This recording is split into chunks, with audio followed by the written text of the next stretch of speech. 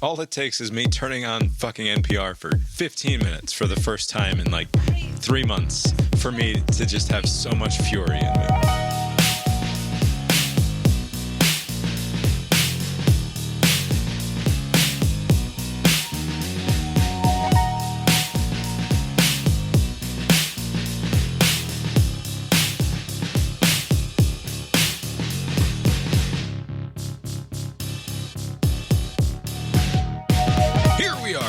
Cast Iron Brains, a podcast for a time of ideas so plentiful that there isn't any time at all for them to come, or to even resemble ideas, or to become remotely powerful enough to make even the least bit of difference, because everyone's ideas are stupid and nothing matters. How's that for a thesis, Hugo? My name is Bob, sitting across the way from my good friend and co-host. That's Abe. How you doing tonight, Abe? Doing well, Bob. Yeah, here we are. Lori is here too. How you doing tonight, Lori? Do you actually want me to know? Do you want to know? Do you want me to answer that? I do. I ask every week, and then I repeat it so the audience knows how you're doing tonight. How you doing tonight, Lori? I'm fine. Lori's fine. Tonight is Monday, August 28th, 2023. Back on the Monday schedule. Back on the Monday schedule. Abe's in his Monday t-shirt. This is my usual t-shirt. We are ready to go. Are we? We are super ready to go.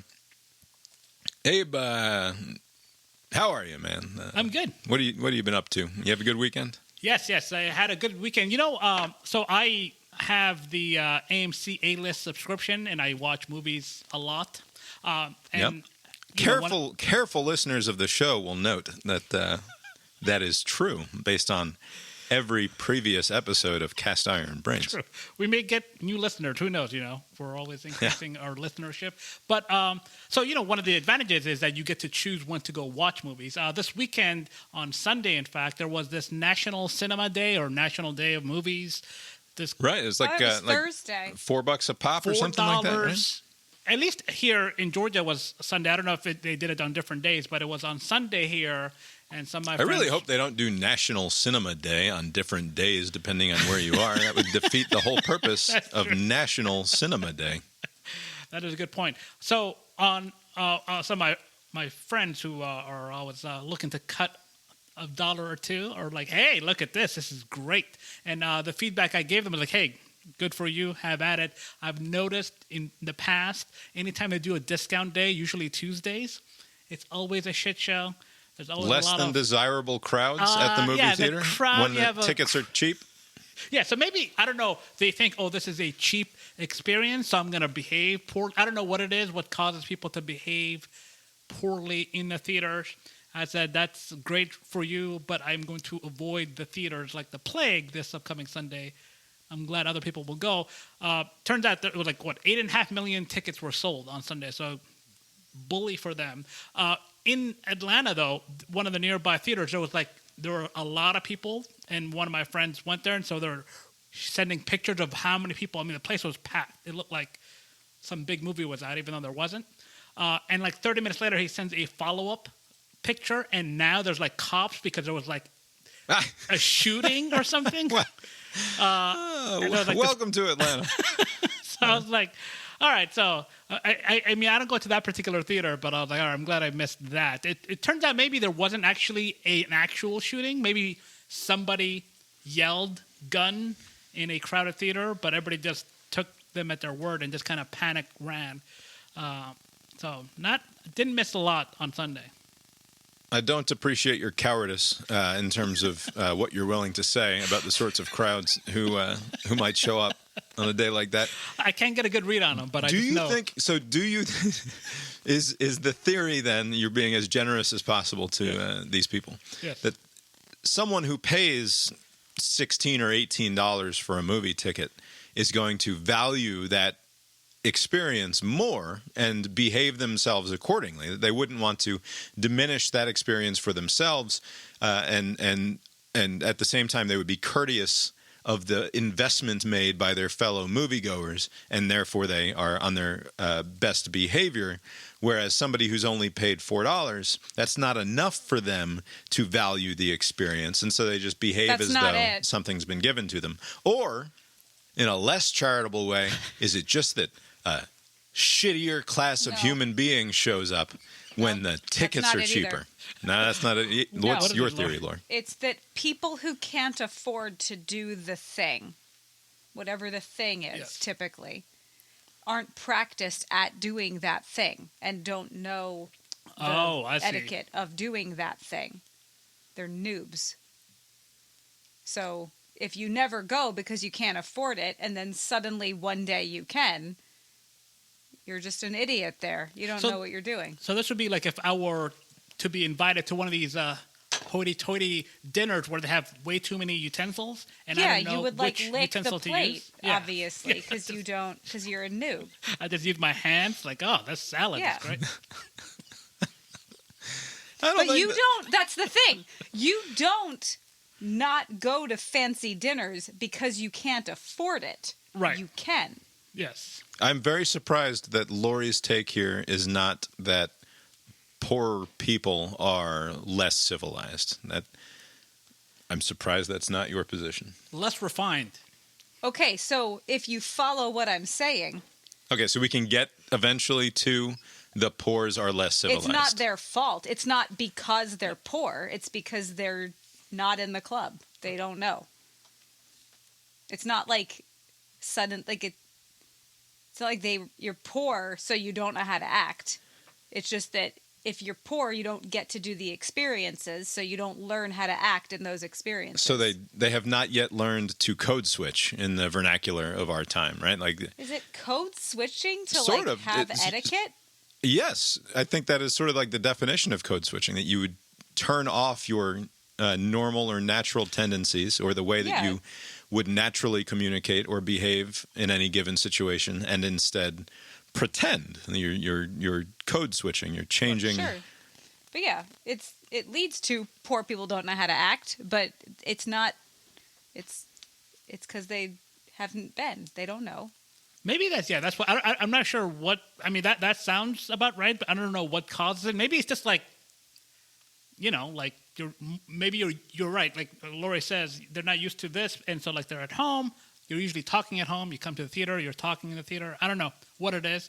It's not Well, like it's like In part, it's the party atmosphere of the fact that, like, oh, now there's like 400 people in this yeah. room, Also, right? Like too many people that's makes part it of it. shitty. When there's a just giant pile of people behave less pleasantly. But it's in also general. like when the Auburn fans come to Athens and they act awful, it's because they don't have a bar scene. They only know the house party scene. And the way you behave at the house party is not the same way you behave at the bar. You don't just throw your beer on the floor when you're done with it and yell. Like, that's Is that a not how you act uniquely- in the bar. Auburn thing, or that's just one example. From my experience, yes. That's just a lower class of people. I mean, you see But the same I thing. bet those people, if those exact same people had been practiced in just a bar atmosphere, Right. it'd be like someone would have said, "Hey, we don't do that," and then they'd go, "Oh, all right." Sure, in part, that's just the difference between, like, to use a reference that, like, a very small percentage of people would understand. It's the difference between a barcode crowd in 2002 versus the Globe in 2002. Like, it's a different sort of, like, there's the freshman bars. And you go to fucking, what was the Coke bar? What was the El Centro. You go to El Centro, and you're going to have a certain kind of time. You go to Transmet, you're going to have another certain kind of time, and that's entirely based on the crowd. And yeah, This could be. I mean, none of this is scientific, but like one observation I've noticed, because I'm tying my experience on the Beltline Trail here in Atlanta, where it's this walkable kind of trail that's very popular with visitors and locals alike. I've noticed the greater the number of people that are together, like the dumber they behave. I don't know what it is about 100%. the number of people causing, like people are like Yes. 6 abreast, like covering the entirety of the trail. So like ruining the two-way traffic because they want to be able to talk equally for whatever reason. Like, Yeah. I wonder if that translates to the theater, because like if it's $4 a clip, you can bring a bunch of people. right? So you got like five, The six only people showing time, up. the only time to ever stand more than 4 wide is if you're trying to recreate some sort of like grand cinematic shot in the style of Quentin Tarantino or Stanley Kubrick, right? Like that is the only time Right. to stand more than 4 wide. Otherwise, you cannot have a satisfactory conversation when you're 6 in a row. Right. It doesn't work. You know this just from attending sporting events with large groups of people. Yes. You do not ever want to buy, if you can avoid it, if you're going out to a baseball game with 10 people, you don't buy 10 seats in Yes. a row. Rookie you move. stagger. Yes. You go 4-3-3 or 5-5 at the Yes. absolute most. Yeah, you Otherwise, want 5? No, 5 and 5 is good there. but Yeah. 5 and 5, that still makes it hard for like the pair in the top left to No, talk to the because pair they're in the not bottom a pair right. at the top left. They can talk to the Right. 2 people next to them and below them. 5 and 5 is the way to go Yeah, with 10 because people. if you did it 3 rows, then you're substituting one problem for another. Because now the first row and the third row can't. I mean, it's 5-5 works. First row and third row is perfect for throwing shit at one another and that sort of thing. Anyway, it is never a good idea to stand more than that. Like, you go in your 2x2 and your 3x3 or what have you. The only reason to stand 6 wide is if you're making some sort of fucking statement. And the statement is, I'm an asshole who doesn't care about other people. Yes, that's mostly that. Also, I think most of the time people are just not considerate. They're not even like being dicks. They just don't care. They're not paying attention. They're just living in the world. And I wonder if they're just like, I want to be in the first group. I don't want to be in this back row. They're not fun. And so like everybody, it's just this weird thing. But like, I think that there is some of that at play because usually when it's like, tickets have gone pretty pricey.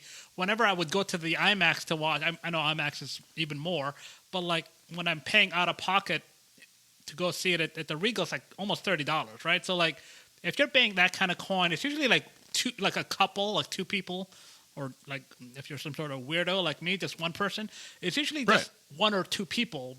It's not going to be 5 or 6 people who are now going to try to say something. Oh, that was funny what just happened. Like, talking. Like, there's always this need to say something when you're in a larger group. So I wonder if that's also contributing to the... Well, and people in groups just aren't... It's that lowest common denominator thing. Like, whatever the worst person is doing, we're all doing that now. That's true, yeah. That's true, yeah. It's the difference between listening to this fine podcast and a podcast like The Biffler, where you just go from 3 people in a conversation to 5 people in conversation, and it just becomes a total shit show. It's just how it I is. didn't know there were that many people because you're all dudes. Yeah. So You put 5 people in that room, and it's just going to become misogyny in like 4.5 minutes. even if it's all women, it's Yeah. weird. It's a just how fact it of works. life. All right, let's dip into the WGAS news bag because I don't have any. What do you mean, no? It's just such a better would you show rather when talk you about? don't do that. I don't know. Still this? I'm not talking about anything. Can I provide a quick update? I don't know when I talked about this last. Remember there was the old lady who, just for no reason, told me which mayonnaise brand to get, and it was Yes. Yes. like Duke's or whatever it was. Yeah, And then Yes. Lori you were had- told to buy Dukes, Yeah, and Lori had mentioned this other product, and so because of white supremacy. Hellmann's Light. Yeah. Yes, and so like I got both of them, and I was like, oh, it's gonna take me like 20 years to get through My these God, things. this is amazing. The old lady is wrong. Like the Lori's choice is the superior choice. Like it's just I know. I'm not racist, so I did not consider any sort of outside thing. Just like eating the thing. I like this is perfectly. This is like so much better than the other stuff that they got around there. So yes. you've got a like 90% full container of Dukes now, just like on Yes. hand that you're not Yeah. going to work your way through. Yes, and I'm a sunk cost kind of person, so I'm not going to just somebody's starving you somewhere. can I'm going to throw it you away. could do like a This tuna is- salad with it or something. Where it doesn't feature. What are you doing with the mayonnaise? This is perhaps important. So I will sometimes like make a sandwich. I mean, I'm not using it that much, but Yeah, like it's shit for sandwiches. I've had. But you could make something with mayonnaise in it. I don't make anything I don't make any complicated stuff. So you're not going to eat the Dukes, right? This will ultimately it'll just be thrown away, or are you going to use it up? I mean, I don't use that much mayo, so like every time I'm using it, it's going to be the other one, right? So like it's just going to be sitting there for a while. I don't know. Maybe I'll keep it there for a few months, and if it's still there by Christmas, it's getting the heave ho. Why didn't you bring it to the movie theater with all the poor people? Just give it. Have some mayonnaise. You fucking $4 ticket These are lean scumbag. years, I see. Scum of the Here's earth. some mayo. Eat it. For $4, I got a trip to the movies and a tub of only 10% used Duke's mayo from this black fella. Oh, what a everything's wonderful coming time. up me. This is great. Too bad I had to sit through the Blue Beetle. This reminds me of something that I've been thinking about every time I open my pantry door, which is, so I drink these stir sticks. They're called STUR. You can find them Bob on... is trying so hard to sell these things without letting the company know he's trying to sell these things and make any sort of revenue from it. It's great. Are you familiar with like liquid IV or these other fancy hydration Yes. methods that are very much in vogue right now? Isn't Pedialyte among them? Like, even though they're for kids? Pedialyte has come up with a new thing because people were buying Pedialyte, which is something that you're supposed to give your child when they're vomiting or having a bunch of diarrhea in order to keep them hydrated. The college kids were going out and buying up the Pedialyte as a hangover cure. And so they've come up with a new product from the Pedialyte people. I forget what it's called. Look that up real quick. Oh, it's not. Heavy. I thought it was going to tie into the stir sticks thing. It's like, Yeah, they have a Pedialyte Advanced Care plus electrolyte solution in berry frost. oh. When everyone should just be drinking Z-biotics in Yeah. the first place. Anyway, they invented this new category of thing called Pedialyte for adults because the kids were going out, or the 20-year-olds were going out and buying the Pedialyte. Is there any application for the IV stuff and the Pedialyte for adult stuff that's not alcohol related? Do people like in athletics use it for something? Well, just in general, there's a. I mean, obviously, I don't know where you would put your money necessarily, but in terms of like stock picks, like if you can pile your money somehow, if you could invest in, like, so some people are investing in like silicone, because of technology and AI. People want to get into the AI market. There's a huge exploding market for like advanced hydration bullshit. Okay. Right, and it's all just fucking salt packets. Like the liquid IV thing. And the first time that I had one, I went out to Denver, and you're saying besides getting wasted, what is the point of the liquid IVs? And they're big in places where Workout culture. Yeah, workout culture. And then if you're going into higher elevation, they're like, oh, you got to stay hydrated, so you better have the fucking liquid IV. But liquid IV is extremely expensive. $2 or $3, I think, for one of these stupid little packets if you buy them individually, and then you can get them at Costco. But it's still like $30 for a 25 pack or something. Like they're not an inexpensive item, no matter how you source them. Right. The Stir Stick, on the other hand, which you can find on Amazon. It's available at Wegmans. If you happen to be sort of in the northeastern corridor of the United States, you can usually find them there because I believe they were. I've looked into this company, and I believe they're from New York or Long Island or something. It's a small family business. He's some sort of immigrant, I believe. Anyway, doesn't matter. They sell them for roughly a quarter a serving, right? So as opposed to paying fucking $3 a serving for the little powdery, salty electrolyte shit that you pour into your drink, and then it's also like the liquid IVs are high in sugar, unless they just came out with a low sugar or a sugar-free one, but still expensive. And of course, Gatorade has been doing this for years. You buy the Gatorade powder if you want it, and you just dump it in the water, and it's fucking Gatorade. Not as expensive as liquid IV, but anyway, Stir Sticks, they're cheap. There's no sugar. They're sweetened with stevia, which is my preferred sweetener of choice. And I've been getting them for a while now, right? But they only come in 2 flavors. They come in lemon lime and fruit punch. The fruit punch one is really good. Is this like a relatively new company?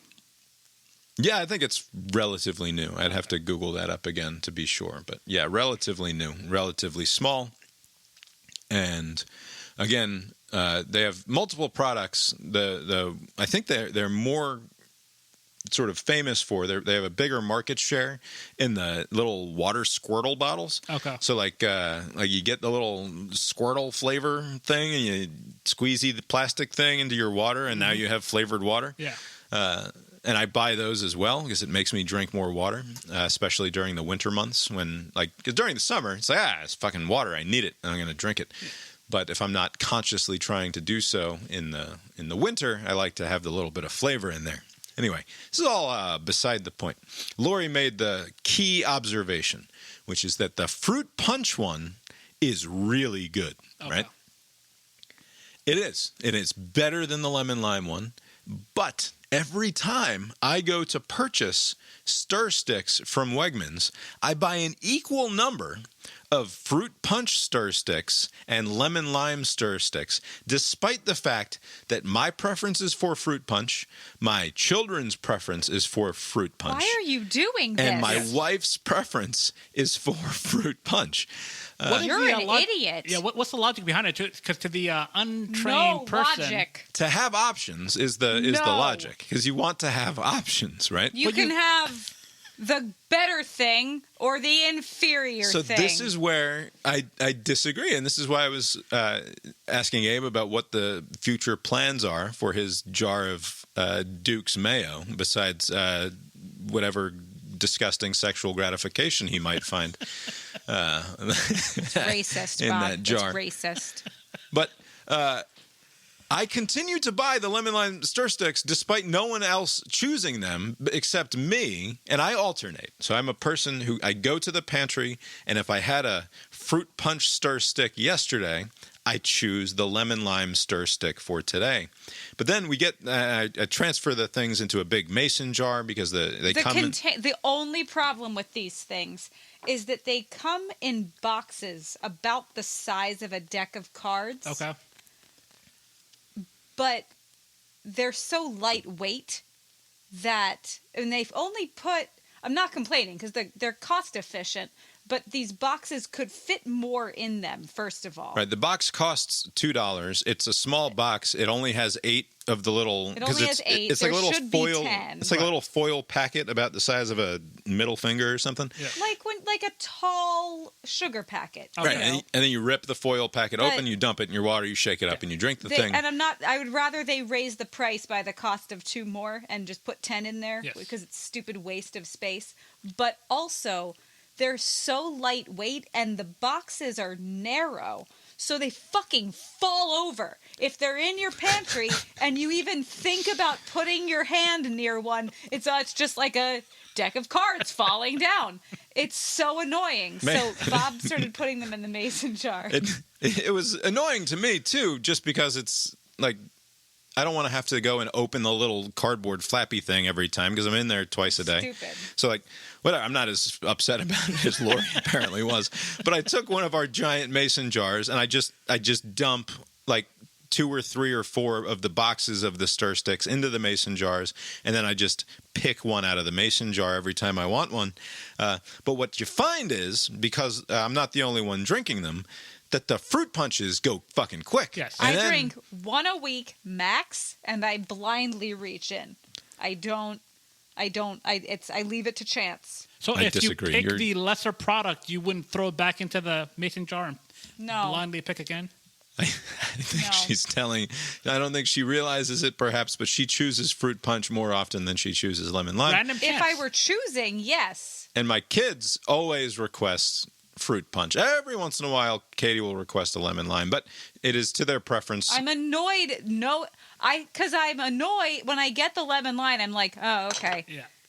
Why are you buying them? Yeah, if they stop buying them. If they came that way, where basically they're just lumping it, so you had no choice. Totally. That's fine. But you're going out of your way to pick something that you yourself believe is the lesser product. You're also telling the company that they should make more of them. Yeah, they're about to discontinue this product, but like, boy, this is big in Charlottesville. No, I want them to make more flavors, not just fruit punch and lemon lime. So if I continue to buy all of their inventory of both, then perhaps they'll say, we can do no wrong. We might as well throw out a bunch of new flavors. If you fixate on just one, they're like, oh, this is product is moving, but that bullshit lemon concoction is garbage. Anyway, you need to throw here's the theory. So I've got fruit punch flavor. Is like, I would say as a product, It's a 9 out of 10. Like for everything that it does for me, the fruit punch is a 9 out of 10. It's got the electrolytes. It does the function of the Gatorade without any of the sugar.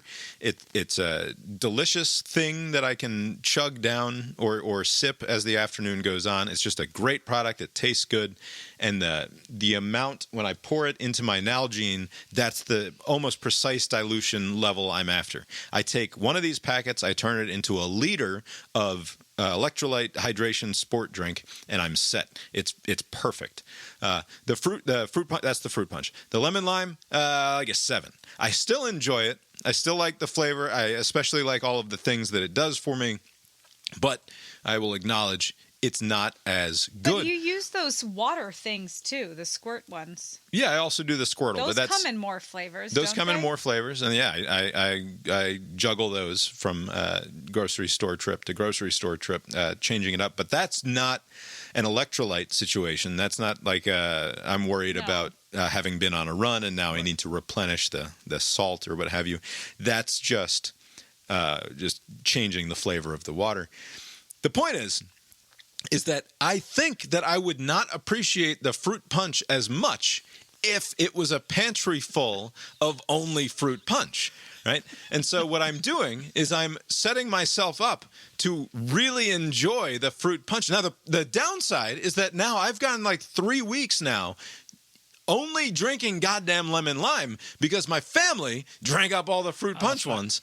Gotta be mostly the kids. I have one a week max. I think it was also our trip to Florida that I didn't have any on that. That did this, and the fruit punch ones disappeared more quickly on that trip as well, because seemingly, almost universally, the fruit punch is preferred over the lemon lime. One is 9 out of 10, and the other one is 7 out of 10. Easy math, Bob. Easy math. Right.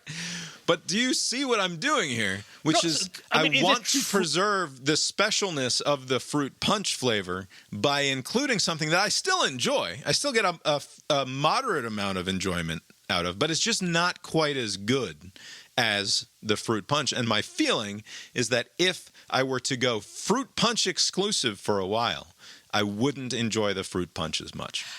That could be true, but there's an easy solution here. You could just test it out. Just get fruit punch and see if anybody complains. Oh boy, life is too easy. I wouldn't mind if I had some lemon lime bullshit to deal with. Kids' lives are obviously too easy. The point is, Abe, you should make your sandwiches with the Dukes on Tuesdays and Thursdays and the Hellmann's Light on Monday, Wednesday, and Friday. You will enjoy those Monday, Wednesday, and Friday sandwiches more than you would if you made all 5 sandwiches exactly the same way Monday through Friday. The only commitment I'm going to make is if I run into that old lady, this is a neighborhood grocery store, and sometimes you see the same people, I would just lie to her and just tell her, oh, that Dukes, boy, what a great product. And move on. A neighborhood grocery store where you don't see it's not called manslaughter, Kroger, because that would just be a random encounter with a person who happened to come in. No, you really know these people over time, and so when you kill them, it's murder, Kroger. There's hardly any murders anymore. That's in the past. Yeah. All right. I think that I'm less alone here than the current audience would suggest. I think that there are people out there who experience or buy or consume things that it's the old thing about the bitter and the sweet. And it's not even like the lemon lime is a 2 out of 10. It's not disgusting. It's not like I'm buying, like my brother had these, they were called Water Boys, which is it's designed to be a hangover cure. And I had one the day after of being out there in Denver at one point. I felt fine, but I just wanted to try it just to see, because one of the things about being so passionate about the Stir Stick product. He is always trying to get people to stop using the thing that they're using. Stop buying this thing that costs in excess of 8 times as much as this thing that I have smartly found in the world. Your brother Chris is worried about how much stuff costs. No, but this is just a general principle. I have found the best product for doing this specific thing everyone should just I figured it out. Everybody, I'm Wirecutter. I'm Consumer Reports. I'm in this regard. I found the right product to satisfy this need.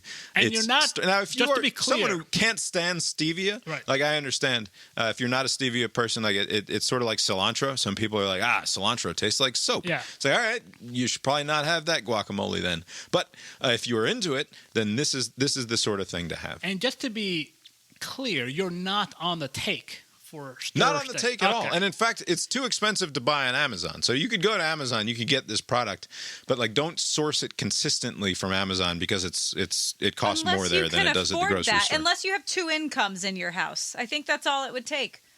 See, this is where Lori and I differ. Lori's constantly saying it's not a question of that somehow having more money would make me think less about. I never said that. It's sort of what you're saying is that people, if we had two incomes, I'm saying the fact you that you can't tell someone else what something is worth to them. I disagree. I think I can, in fact, do that. If you're spending $150,000 on a car, there's something wrong with you. You have chosen but poorly. You can't tell them that it's not worth it to them. I can. I just did. It wasn't where you're a bad person. It doesn't. And your values are misaligned. Okay.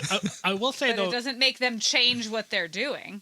You are likely an outlier in this behavior, though. This, all else is equal. I could just get a bunch of the same thing that I do like, but just to kind of keep myself honest, I'm going to get this thing that does a lot of the same things, but I don't like it as much. Do you think people do that with ice cream or any other product, where they'll get I don't like I don't know anything about ice cream, but I think I do that with ice cream. I do that. So okay. If we're going to the grocery store and there's my favorite ice cream, if I had to pick off the top of my head, I'd probably say cookies and cream. Cookies and cream is a fucking perfect ice cream. It's vanilla. It's got the Oreos mixed in. Can't go wrong, yeah. It's the flavor I want. Also, mint chocolate chip is very good. The coffee almond fudge, fucking delicious. So good. All of these are delicious things. They are somewhere between a 6 and a 10 on the deliciousness of ice cream scale. If I just got cookies and cream every time I went to the grocery store or to the Baskin Robbins or wherever, forever for the rest of my life, would I really appreciate cookies and cream in the same way? Or is the fact that I got chocolate chip cookie dough because the kids were whining about wanting chocolate chip cookies? It's fine. It's good. It's okay. But next time, we're getting that cookies and cream, and it's going to taste that much better because it's been a while. So good. I'm going to incorporate different types of potatoes to see if I appreciate sweet potatoes anymore and report back.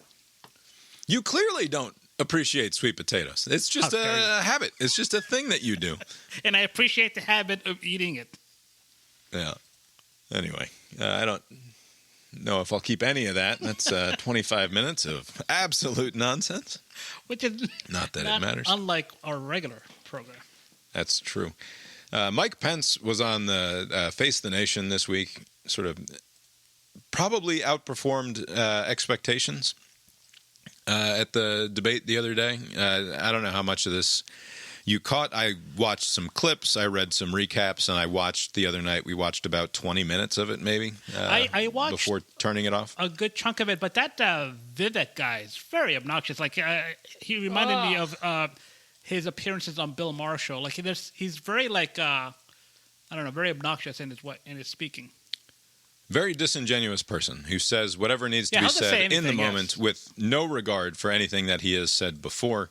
I direct you to the Meet the Press this weekend where he was talking to Chuck Todd, and Chuck Todd was talking about how you spent a whole chapter in your book talking about how the election wasn't stolen, and this is a reflection of victim ideology taking over in this country, and how being a sore loser is not the sort of person that we want in our leadership or in our president.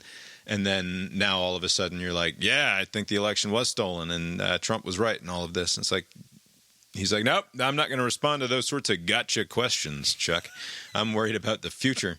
At which point he said something like, if I was Mike Pence on January 6th, I would have demanded that the Senate pass election reform on that day in order to make sure that we have nothing but paper ballots and the ability to check. And that would be my solution to January 6th. I would have brought the nation together by jamming through something that Donald Trump then presumably would have been happy to sign, this thing that was invented on the Senate floor by Vice President Vivek Ramaswamy or / Mike Pence. That would be 100% paper ballots with the ability to check on paper, that sort of thing, and whatever other fixes that he had in mind. Also, this is the same guy who, after the 2020 election, was like, we need to have electronic at-home voting for everyone. This is he'll say whatever he wants to say. None of it has to comport with reality whatsoever, and it's all strictly to get himself more attention. And you need no further proof than in the global warming question, when the Fox hosts were like, so global warming, real or not so real? And the 7 of them up there were like, yeah, global warming is real. They raised their hand, and Vivek's hand doesn't go up. It's like, I know how this works. If all 7 of their hands go up, but mine doesn't, they're coming to me. Yeah, of course. And I get to talk now. Right. And what? Anyway. Yeah, like climate change regime, like the way he comes across as somebody who's just trying to raise his profile. He's not really expecting to win anything. He just wants his name out there long enough to do whatever.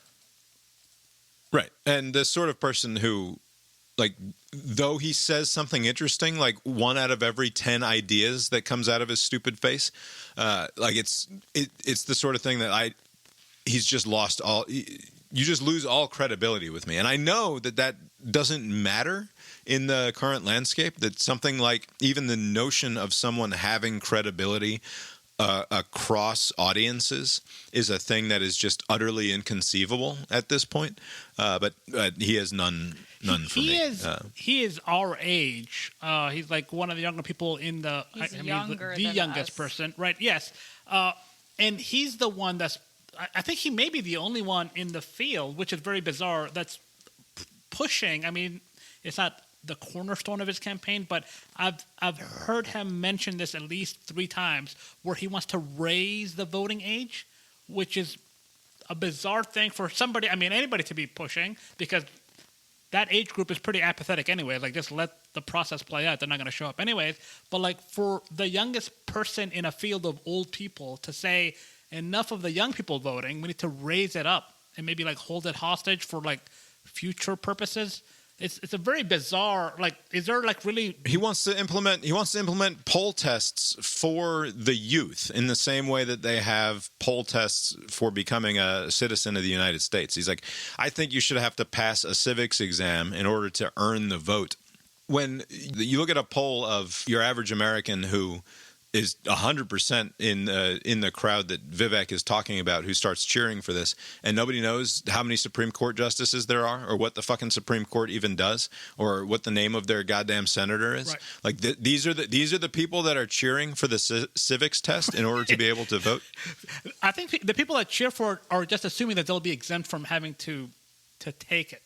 Right. They're old. And it's not like, once you turn 25, people all of a sudden know who their senator is. Like, whatever ignorance you had at 18 is just going to get worse the older you get. It's just what I find strange about that is that there isn't really, like, there are these stupid ideas that are bandied about. One of them is like, let's send the military to the border. Like, a stupid idea, but I can see somebody out there think, oh yeah, that's going to solve the problem, right? Like, somebody's going to think that's going to solve the problem. But right. I've never seen anybody yearning for this other thing. I don't know where it's coming from. Like, is this just... Show me one scintilla of evidence that the problem is that the youths are voting in such numbers that it's ruining the country. Like, the problem is not that. Yes. And also, the thing is, politicians and the laws that they pass affect everybody from alive to dead, like from 0 to whenever you die, right? And so it's already bad enough that you're not allowing the first 18 years, even though it's still impacting you.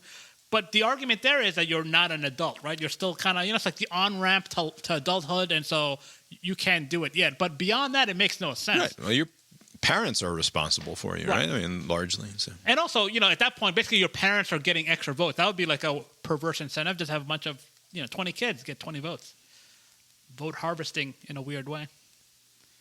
I like that plan.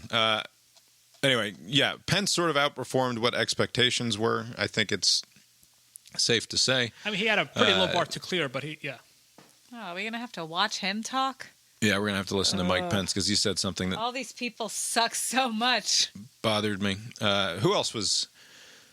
Haley did okay. Christie was... The woman. Christie the was woman. fine. Nikki Haley, everybody was impressed with Nikki Haley. And it's funny, anytime anybody is impressed with somebody at one of these things, it is because they have absolutely no chance within the Republican Party, right? Like, she said things. That's true, but also, like, of that group, like the Tim Scott, Nikki Haley, and Chris Christie, you're saying, like, is there something that one of those three could do to kind of get above the fray? And she at least did something. Christie people seem to not like this guy, at least on the Republican side. Like, all the polls that came out, like, he's getting the negative marks. I think no one likes him. Yeah, I mean, he's way too inside the Beltway for them. Like, he's a creature of the media. He's been at ABC News for years. Plus, he's from New Jersey.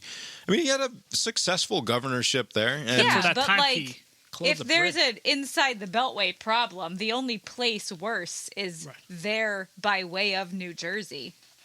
Yeah, I mean, but his falling out was with the National Republican Party. He never really fell out with the people of New Jersey. He won re-election. I know. But with you're not over talking 60% of the vote. In a pretty blue state. I know, but I'm not saying the people of New Jersey have a problem with him. I'm saying the rest of the country.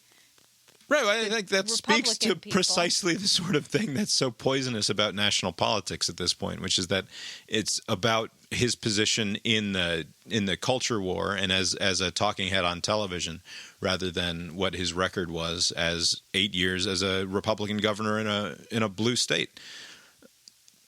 He's, in theory, exactly the sort of person that you want, in the same way that Mitt Romney was, right? Like, he's the sort of person who got shit done and, like, just solved the daily problems of governance. And it has no relation whatsoever to what our current politics is like. Yeah, I found Tim Scott to be weird in the couple of answers that I saw him give. Like, the abortion response was, like, weirdly over the top. I know he's a Christian fella who likes to tout his Christian feelings on these sorts of things. But Nikki Haley was the only one who gave a coherent response on the abortion thing. And actually, North Dakota man, Mr. Doug Burgum, gave a fairly rational response to that as well, which is like, we spent 2 generations, we spent 50 years demanding that the authority for this sort of thing be returned to the states rather than dictated on high by the federal government. And now we're going to turn around 2 years later after we got what we wanted and demand and tell the American people that we want to nationally ban abortions after we spent 50 years saying we just want the power to return to the states. It's like, I'll do whatever I want in North Dakota because North Dakota is a different place than New York and Texas. The women of North Dakota are different than the women of New York?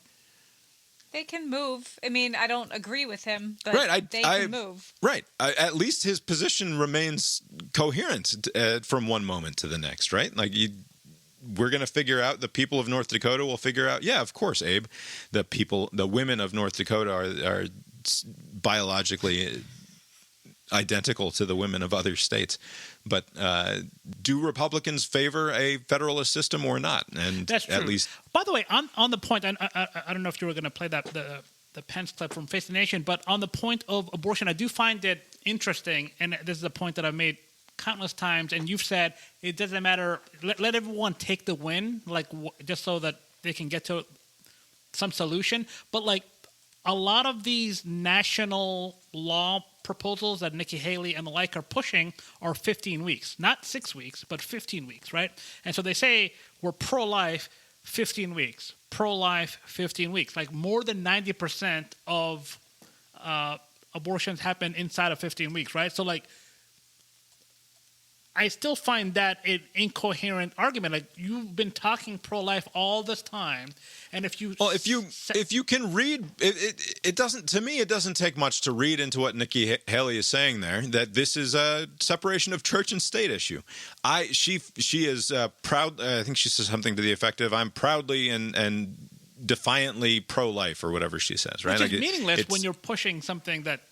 Well, but you can be pro something and not make everybody else be that thing. Right. For her, she cannot fathom a situation in which she would choose to have an abortion. This is exactly what we want out of our politicians. That's true. I know that's... For them to have Yes. certain beliefs and then recognize that we are in a pluralistic society in which abortion is just a fundamental fact of our existence. That there are... I mean, is she even like the fact that she's up there saying contraception should be readily available for all is sort of revolutionary in Republican circles, which is remarkable to say in 2023.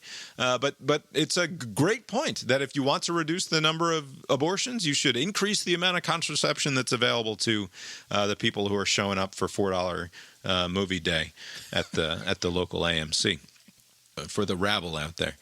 I don't see it as an incoherence as long as you're willing to as long as you're willing to acknowledge that this is a morality that matters to her personally, and she's not trying to impose it on everyone else. It's the sort of thing that you want in your politicians. But also Pence is also gravitating towards the 15 weeks at the national level. Also, basically saying states can be more strict, but like you can be looser than 15 weeks or something like that. And to me, that seems like it's like a political answer to something that they didn't want in the first place. They would prefer 6 weeks, but because they see that this is a loser of an issue at the polls, like every time that this has come up in the last year or two since the Supreme Court decision, it's gone decidedly the other way. Like even in red states, even if it's a standalone issue in August or July, like the numbers are the other way. And if this is a dominant issue next year, it's going to drown out other issues. And so they're trying to get ahead of it. I think this seems like a cynical move, but it's just weird that there's, and that's fine if that's the approach you want to take. But all along, it was like pro-life, life. And now you're like 15 weeks is fine, which is like, what the hell was the point of all this? Just leave Roe v. Wade where it stood, which was just a few weeks after that, like 20 weeks or 22 weeks or whatever it was. It just seems like all of this energy, all of this harm that's been caused was just for the appearance of being holy, not actually being holy. Well, on that note, it's time to get into what Mike Pence said at the start of his interview with CBS's Face the Nation this weekend. Maggie Brennan was not there on Sunday morning, much to my dismay. Instead, it's fill-in host Nancy Cortez, who didn't even announce at the start of the show that she was filling in for Maggie Brennan, which I found to be a tremendous insult to Maggie's position there at CBS. We want to turn now to politics and former Vice President Mike Pence, who joins us from Indiana this morning. Mr. Vice President, thank you so much for being here. Thank you, Nancy. Thanks for having me on. Absolutely. I want to start with this shooting in Jacksonville. You know, here we are.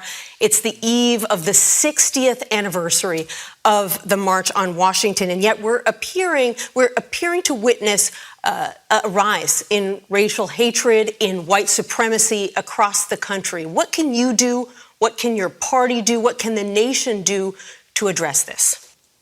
Well, there's no place in America for racially inspired violence, and I condemn what occurred in Jacksonville in the strongest possible terms. That wasn't a criminal act. That was an act of evil. Also a crime. Our prayers are with the families who lost loved ones and those that are injured. Karen and I prayed this morning for them.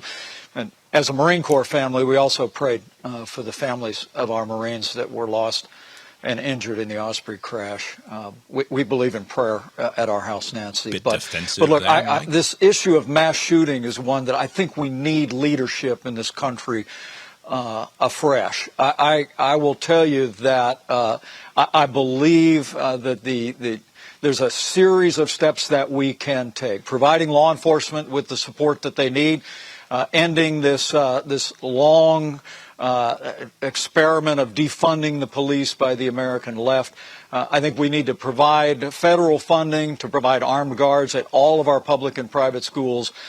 We need a commitment to institutional health care in this country that I've called for many months ago. But at the end of the day, I also believe that justice delayed is justice denied. And I'm calling for an expedited federal death penalty for anyone engaged in a mass shooting like took place in Jacksonville or frankly, like the shootings that took place at a baseball park and at a football game. We've got to send a message to anyone that has evil in their hearts that there is no chance for them to spend the rest of their life behind bars, that they're going to meet their fate in months, not years. And I believe an expedited due process, a federal death penalty for those that engage in the kind of mass shootings that claim lives in Jacksonville yesterday is an idea whose time has come.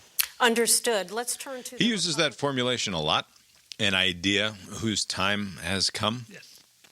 He believes that quickly killing mass shooters, quickly trying, convicting, and then executing them via the federal death penalty is an idea whose time has come, which is, first of all, it's a paraphrasing of the Victor Hugo, who said, "Nothing is more powerful than an idea whose time has come."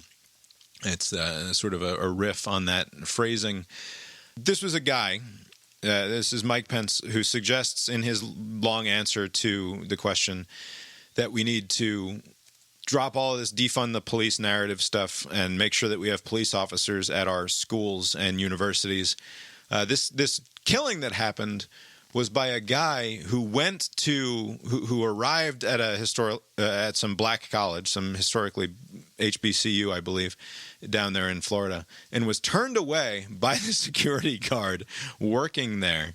And he left the university when somebody was like, "Hey, guy, what are you doing here? You look a little funky."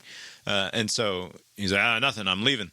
And he went to the dollar store where he found other black people to kill. So I'm not sure how that factors in to Mike Pence's narrative about this particular event. But also, Mike Pence talked in many of his answers at the debate about his heavenly Father, Jesus Christ, his personal Lord and Savior, and heavenly Father, Jesus Christ. So that man who gave his life to Christ in a moment many number of years ago, who centers his prayerful nature as much as possible, and believes that appealing to his heavenly Father, the good Lord above, is meaningful to him in the way that he conducts himself publicly, wants to go from current situation, which, by the way, also further, half of all mass shooters die in the process of doing the mass shooting. Yes. That was what I could find online anyway. Something like half of all mass shooters are dead by the time the event is over. Often right? So there's at their not own any hands, right? I mean, sometimes they're engaging with whomever shows up, and other times they see that that's going to happen and they just kill off themselves. I don't know which of the two this was. Did he kill himself before the engagement, or was there some sort of engagement? He killed himself, yeah. Okay. So he found that he shot the three people there, and then the police showed up, and he locks himself in a back office at the dollar store and does the deed himself. Because death is not something that is an obstacle to the people who have evil in their hearts, you fucking moron. It's not a deterrent. When you have evil in your heart, death is not a deterrent. Overwhelmingly, they fully expect to die in the act of carrying this out. And if they're not killed in that act, they usually turn the gun on themselves, right? It happens time after time. They don't expect to survive these fucking situations. Overwhelmingly. That's not the mindset. So an expedited death penalty, which, by the way, this is a man whose heavenly Father is Jesus Christ, who said that we used to say, according to the old law, thou shalt not kill. But don't go judging the murderers, because if you have even a bad thought about your brother, about the man next to you, then you are just as liable to be judged by God as the murderer is, right? So that's the extent to which Christ believed that we should forgive the sins of those around us, because all of our actions ourselves are not pure of heart. Let he who is without sin cast the first goddamn stone. I don't know where he gets it in his head that the idea of what Christ, his heavenly Father, wants him to do is to quickly kill people who have sinned against us on this earth. It's this sort of hypocrisy that is completely unacceptable to me. I frequently say hypocrisy is good, that it is, but anytime that it's this sort of retributive, venge-filled balancing of the scales, that's the sort of hypocrisy that I just can't abide. I can't fucking stand it. I do wonder if maybe this happened, the timing of this happened to where he couldn't like pull another or a modified version of this standard talking point, but like everything that he mentioned was either not relevant to what happened or it would be ineffective, like you said. So like the two areas would be prevention and deterrence. He mentioned schools and some other institutions, but like you can't harden up all the soft targets, just like this example showed. So if you harden up the school, where our primary target, they say, okay, let's go to some other place. Like you're always going to find another place. So instead of killing 10 people, he killed 3. You're still killing people, right? So there isn't any sort of logistical way out of this to where you can harden up a Dollar Tree or whatever this was, right? Like that's not going to work, right? So like if they can't kill you, you have to make it way harder for people to get guns. If you're like, that is the obviously so that's the one that's off, the only answer. Yeah, that's the one that's off the table. Like the one that, at least with, like, give people the fighting chance to where this person had like the long gun and also had like a regular gun that he killed himself with. So I guess he was prepared for whatever. So like the prevention stuff, whatever he proposed won't work, right? Because they're just going to go to somewhere. There's going to be people congregating everywhere, gas stations, at the dollar store, at Costco. You're going to find people to kill. If you want to kill, there's nothing really stopping somebody from doing that. The second one is deterrence. Like, oh, if we fast track the death penalty, that's going to change the calculus somehow. There has been this, it's kind of becoming like the jihadi kind of thing where like they're not expecting to survive this. Like they're kind of going out this way. It's like this coward's exit, right? I'm going to do a lot of harm and then I'm going to kill myself so that I won't be held accountable. So like that undercuts the argument that death, especially the way we do it, like, oh, what do you want to eat before we kill you? Are you feeling okay? Do you want to see your preacher? Like, that's not stopping anybody from doing this, right? Like, so, and I understand, like, as stupid as it is, like the old Trump line about, like, we need to do it more like the Philippines or the Chinese do it, where they just execute their drug dealers in the street. And Trump's like, yeah, man, we should consider just executing our drug dealers because then they won't want to be drug dealers anymore. At least that tracks, right? Like, I don't think it works. I think it's bad from a basic civil libertarian perspective. Right, but at least and also that we probably shouldn't, as a society, we shouldn't talk about killing many thousands of people just as a general rule. But at least I can imagine, like, if some fucking drug dealer gets just executed in the street by the local constabulary from time to time, that, yeah, you'd be less likely to be dealing drugs out in the open. At least, like, I don't think it's a good, that's true, I don't think that's the sort of coercive way that we want to solve these sorts of problems. But at least it tracks. With the mass shooter thing, like, you think you're going to stop the Virginia Tech guy from going around and killing 27 people or whatever the number is because he's afraid that he's going to be executed 6 months from now instead of 22 years from now? It's ridiculous, but I think because there's no other solution. But you're right, because like in the drug example, people are trying to make money. They don't care about the harm that it causes to the people who were using this drug. So it doesn't matter if it's laced with fentanyl. I don't care if you die. I don't care. Everybody dies. I'm gonna make a buck, right? And so you're thinking, okay, let's fuck being nice. Let's make it cost prohibitive, right? Like basically, that's what they're thinking is like, we're gonna kill you if you do this, right? We're raising the cost to death, right? Like if you do this, we will kill you. Hopefully some potential drug dealers are going to say, that's too steep a cost for me to risk just to make a buck. I'll just deliver pizzas or something else, right? At least there's some, I mean, as ridiculous, I'm not for that either, just to be clear, but you're right. At least there's some logic there. In this case, it is baked in that they're going to die, right? Like, they're like, I'm not planning to survive this, right? I mean, in many cases, they kill themselves or they go out in a blaze of glory. Maybe they try to take a cop or two on their way out, but they're factoring into the cost death. So there's nothing that the state can propose that's going to raise the cost high enough in that situation, right? So like the solutions that the vice president mentions wouldn't do anything in these kind of cases, especially in this example. Like, I mean, there are some other examples where cops prevented something from happening or it prevented a worse outcome. This one, I mean, there were 3 black people in there and they killed all of them. So like there was nothing, like none of the solutions that he offered up was going to do anything. Like this person did what they wanted to do. They killed, they died, and anyone can repeat this anywhere and there's nothing you can do about it. I mean, that's the answer, right? I mean, just don't be unlucky because this could happen to you. Tomorrow it could be some other, demographic group. Like, if you're Jewish and you're at the store, or if you're whatever, like a woman, like something else will happen and somebody else will kill somebody else. So it's like these solutions aren't going to do anything. It's just something to say in an interview so you can avoid the issue. Right. And I understand why these are the sorts of stories that become national news headlines at the same time that hundreds of shootings that happen on a daily or on a weekend or whatever. The fucking standard issue Republican talking point nonsense about how why do we care about these killings and not all of the killings that happen in Chicago over the extended Labor Day holiday or what have you. I mean, you know what's weird about that argument is like that was kind of the argument. Like, remember when after 9/11 happened?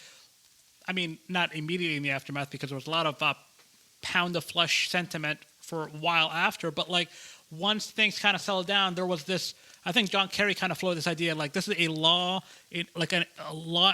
enforcement effort, like to like find out the people responsible, since this was a stateless actor, to follow law enforcement, like FBI, some sort of investigative effort to pursue the people and hold them accountable. And other people are like, fuck that, we're going to bomb some country. Like, this is at that level, we got to bomb a country. And the reason why that sentiment was there is because, like, they weren't just killing the 3,000 people that they killed. They were they were attacking a country, they were attacking an institution, right? And so similarly, like, all the gang violence that happens, like, in a city like Chicago, there's no, like, oh, we're trying to kill black people or we're trying to kill, right? It's just nonsense violence. Like you're in this group and I'm in that group, right? And so that's a different thing than, like, I am seeking black people to kill. I'm seeking Jewish people to kill. I'm seeking women to kill, right? Like, that is a greater threat because that you're attacking a demographic. And so that's why it's treated differently than just like some gangbang shooting. Like, that should be like clear. Like, it's not because...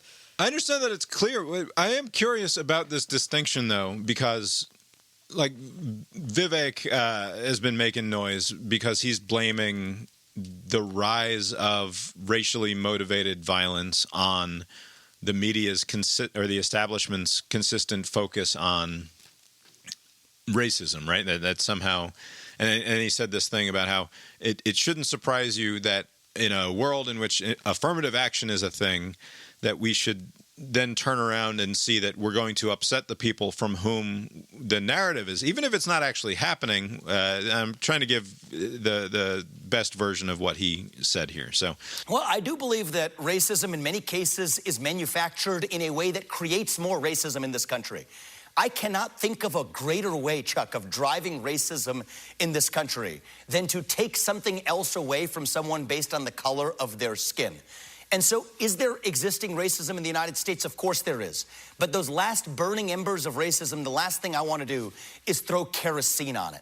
And yet that's exactly what I believe the modern culture is doing by creating race-based quota systems that deny people access to goods or services based on the color of their skin.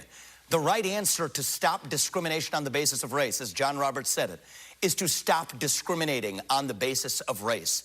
And I am genuinely worried that we're seeing a new wave of anti-black and anti-Hispanic racism as a consequence of the so-called anti-racist movements. Even in a world in which we're not actually taking from the whites in order to give to the blacks, if the narrative in the culture is we need to take from the whites in order to redistribute it to the blacks, even though that isn't functionally happening, if that's the narrative, of course you're going to get some people who react violently to that sort of an idea, people who get angry about that sort of an idea, who then, because they're unbalanced or whatever, have an unbalanced reaction to it and go out and do violence.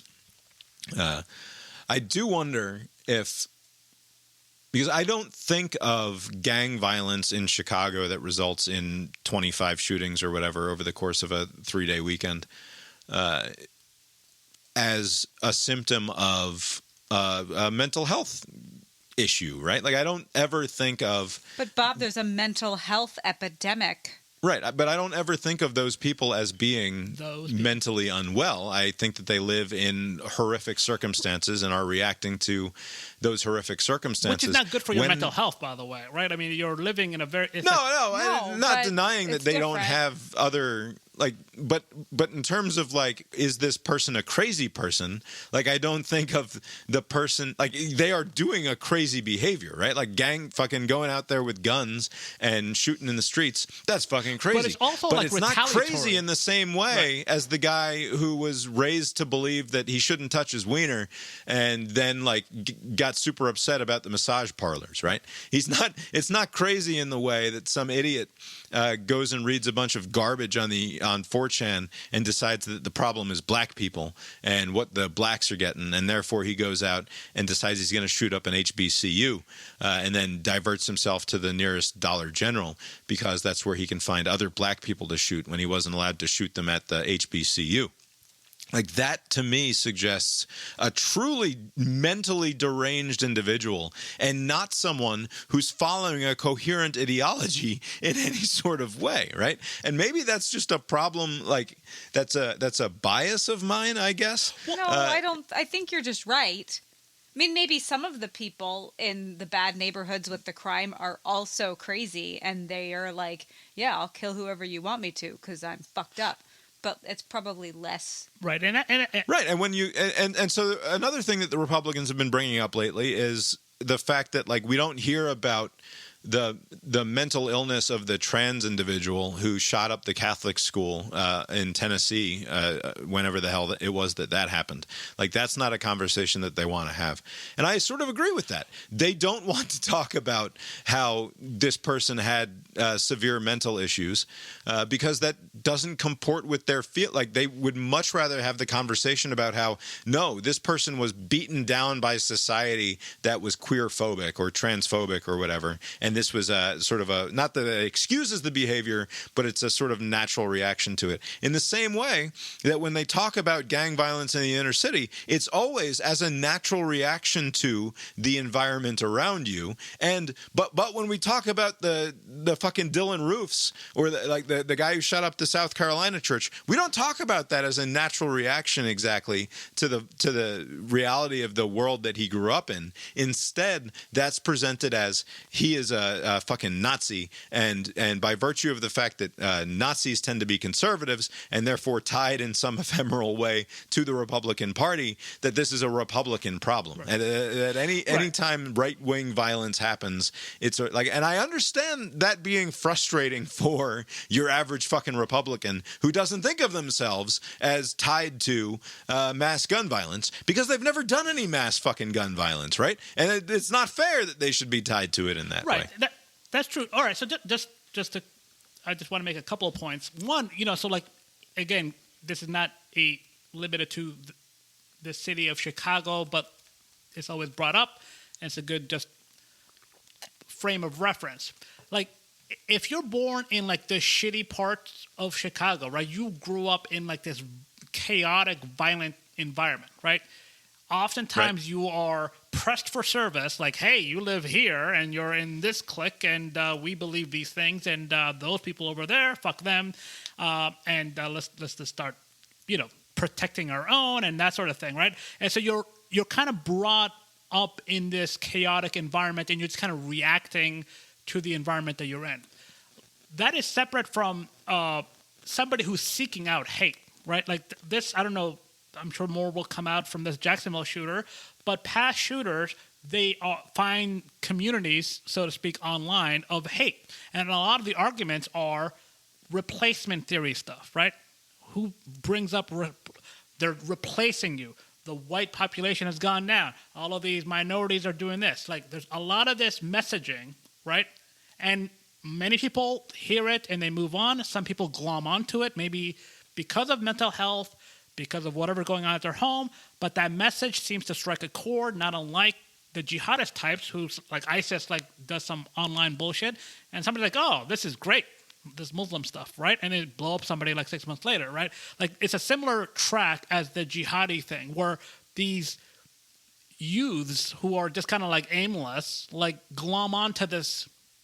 I guess to them it's not hate-filled, but like it's hate-filled to the person who's going to be on the receiving end of their action, right? No, I think in a lot of ways it is. They recognize that it's hate-filled. They are supremely confident in their hatred. The hatred comes second, but first, in order for you to buy into it, you have to be the grieved part. Like, this is being done on you. There are forces out there that are conspiring against you. You are the victim of this, and you need to react. You need to kind of like take some action to stem the tide of wherever this is going, right? So like the hate comes second. Like nobody just like, I think in most people's formulations of themselves, they're not like, I'm just an evil person, right?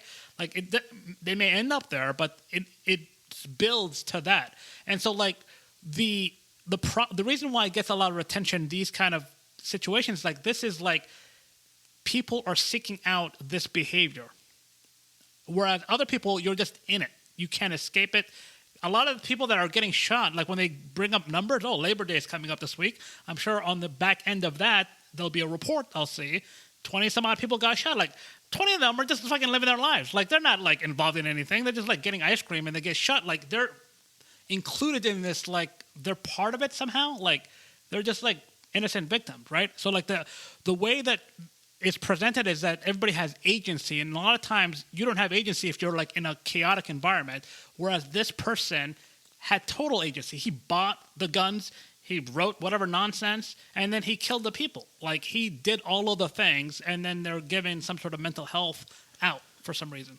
Yeah, I guess I just don't see it as I see a similar lack of agency. And if we're going to deny the kids in Chicago their agency, I don't know why we aren't also denying the agency of this fucking idiot who, like, whatever. Like, I just don't. You see no distinction between seeking out this and, like, you're in it, and, like, somebody shot your cousin, and now you're just shooting somebody else's cousin. Similar incentive structures in place in terms of what they get out of that they get a sense of grasping onto a power that they have been denied up to this point. I think it's probably a similar sort of thing. Like you say, it's just like they're not born into literal war zones, right? They're born into places, I mean, like if that's how they say that Chirac they call it. No, I know, but like what I mean is they're not born needing to hold a rifle in order to keep themselves alive. They are. It's the sort of thing where a handgun is a way of expressing power, of trying to reclaim a certain sort of agency that they believe that they've been denied up to this point. When are they making these decisions, though? Like at 12, 13, 14, 15, right? I mean, these people, like, again, like, if you commit murder, like, to me, like, you committed murder. It doesn't matter what the justifications are for committing murder. But, like, you can, like, take somebody out of, like, that chaotic environment and put them somewhere else, and they have a pretty good chance of turning their life around. These people are coming from everywhere. I don't know where this guy lives, like in Florida. Like he may had a normal childhood and he just took things the wrong way. I don't know. I don't know in this particular situation what the circumstances were, but it seems like it's like people are finding out this information online and they're taking action as lone wolves. Like there are no lone wolves in Chicago. They're all part of some sort of thing where you're retaliating against somebody else's perceived or actual actions from the past, right?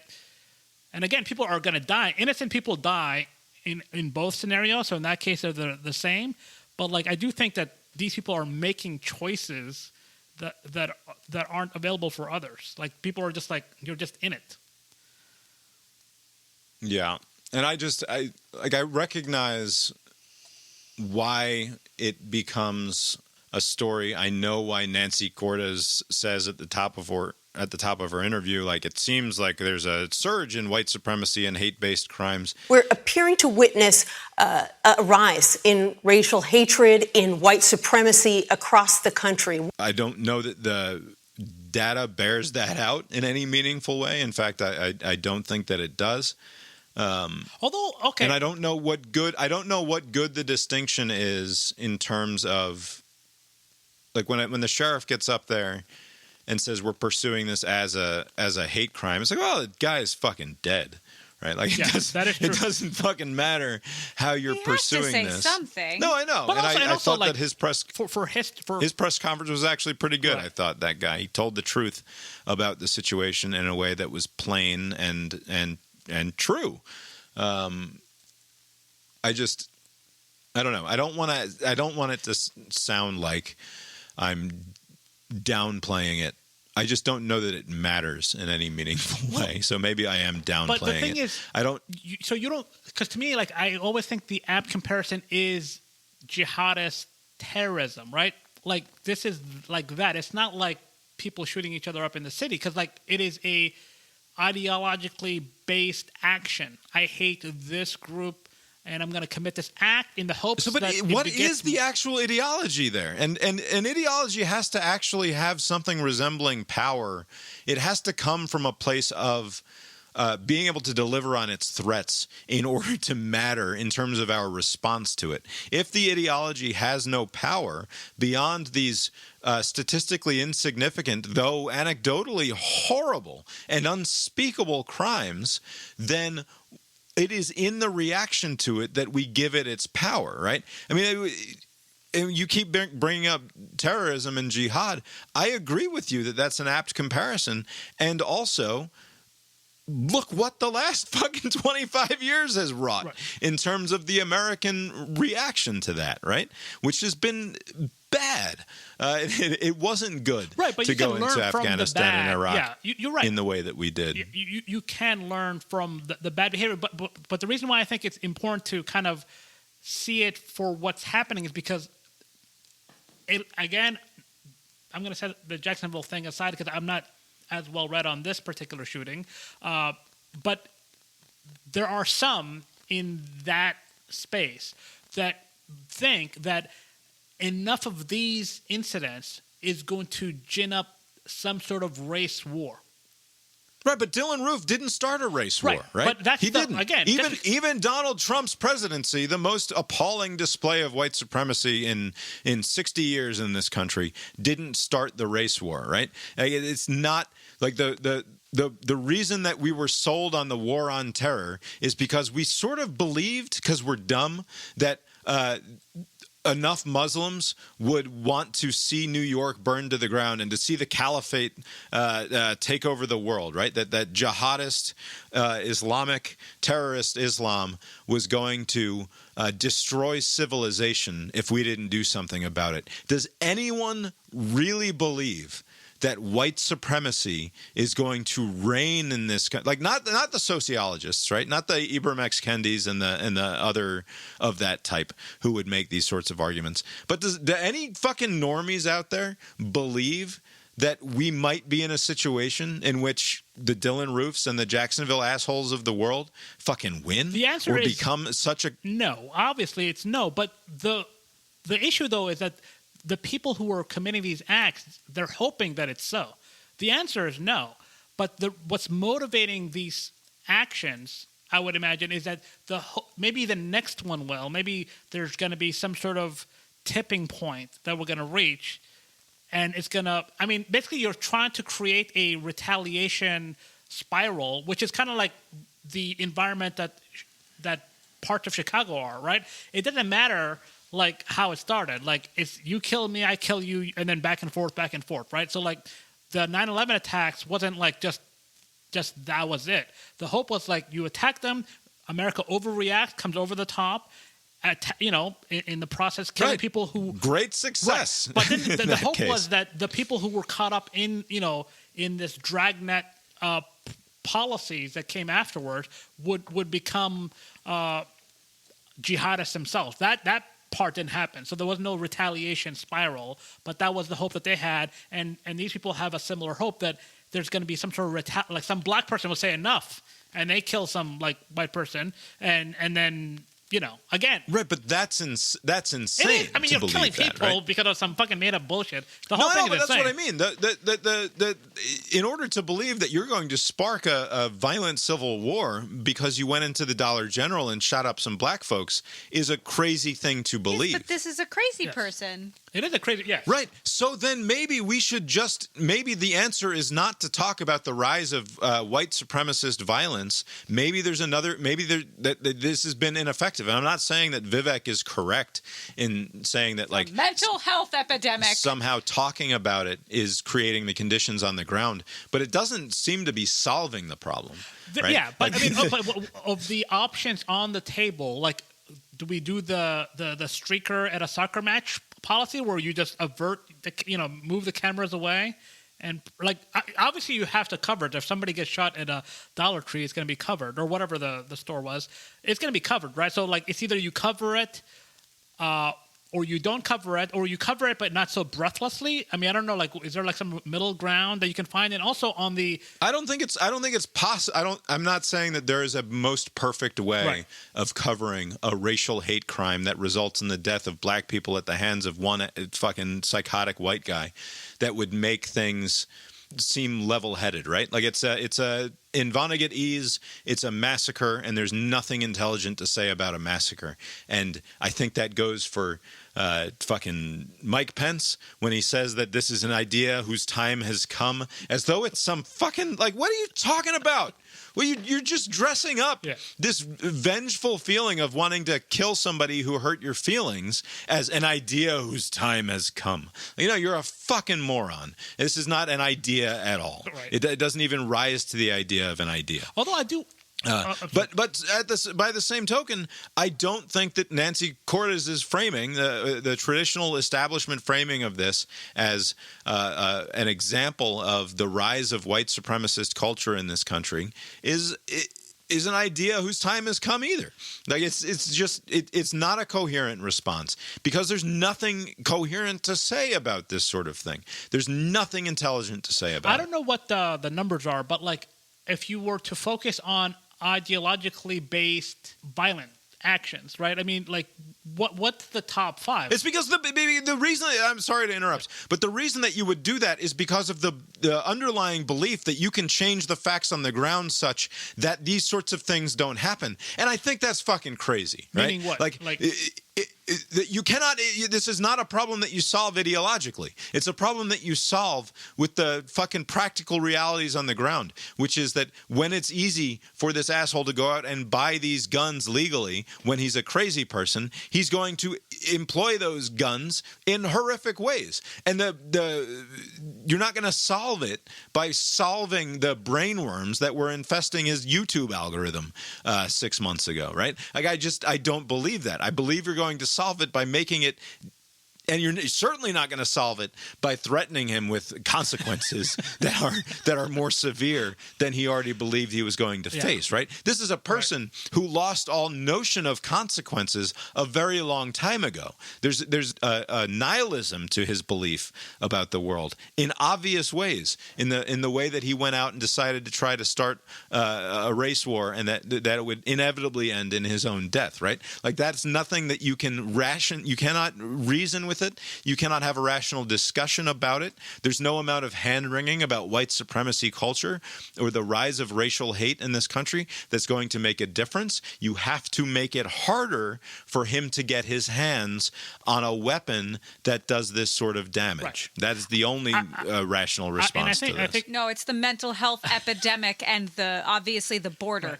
Right. And I think you're right ultimately, Bob. But I do think, it's got to be frustrating for some people that are in this to see, the gun solution, taking some approach on guns is off the table by half the country, right? Half the country we don't want to do anything. At least that's the presentation the politicians have, doing anything about guns off the table. And then now the next on the list is what's motivating this? Maybe it's this white supremacy thing, and then take that off the table. What are we talking about then? You're gonna take all of the possible inroads off the table, what are we talking about? Just like, some 20. What I'm saying is that the white supremacy thing is not actually an inroad to solving It's any not, of the goddamn but basically problems. it's like the it would be next like thing. saying we need to get it at hip hop culture in order to stop the gangbangers in Chicago from doing all of the killing. You are confused about the direction in which that sort of thing flows, man. Like, that's not how this works at all. You don't keep the violent hip hop lyrics off of MTV and the radio and YouTube and TikTok in order to stop violence from happening at the street level. You're out of your goddamn mind. I think people know that when it's about a certain kind of person and about a certain kind of idea, but they refuse to recognize that the same thing applies to the idiot who's getting his bullshit ideology or allegedly getting a bullshit ideology from a YouTube algorithm. It's just broken human brains, and you're not ever going to solve for that in a top-down sort of way. Right. You're not going to solve, but again, this is a uniquely American problem, right? So this is a problem that's not, at least at this level, that's replicated anywhere else, right? For some reason here, where the guns are plenty, there's a lot of gun-related violence, right? And so, like, you can't do anything about the guns. And it takes the form of all sorts of different, of all kinds, right? Overwhelmingly, it takes the form of a handgun in one asshole's hand who decides he's going to kill himself and the people and the people around him, right? Yeah, it's not always homicides. A lot of the guns are used for suicide. Like, people the guns are there to do many things with, and unfortunately, people get killed with them. Not that many things. Yeah, I guess Mostly just killing. That is true.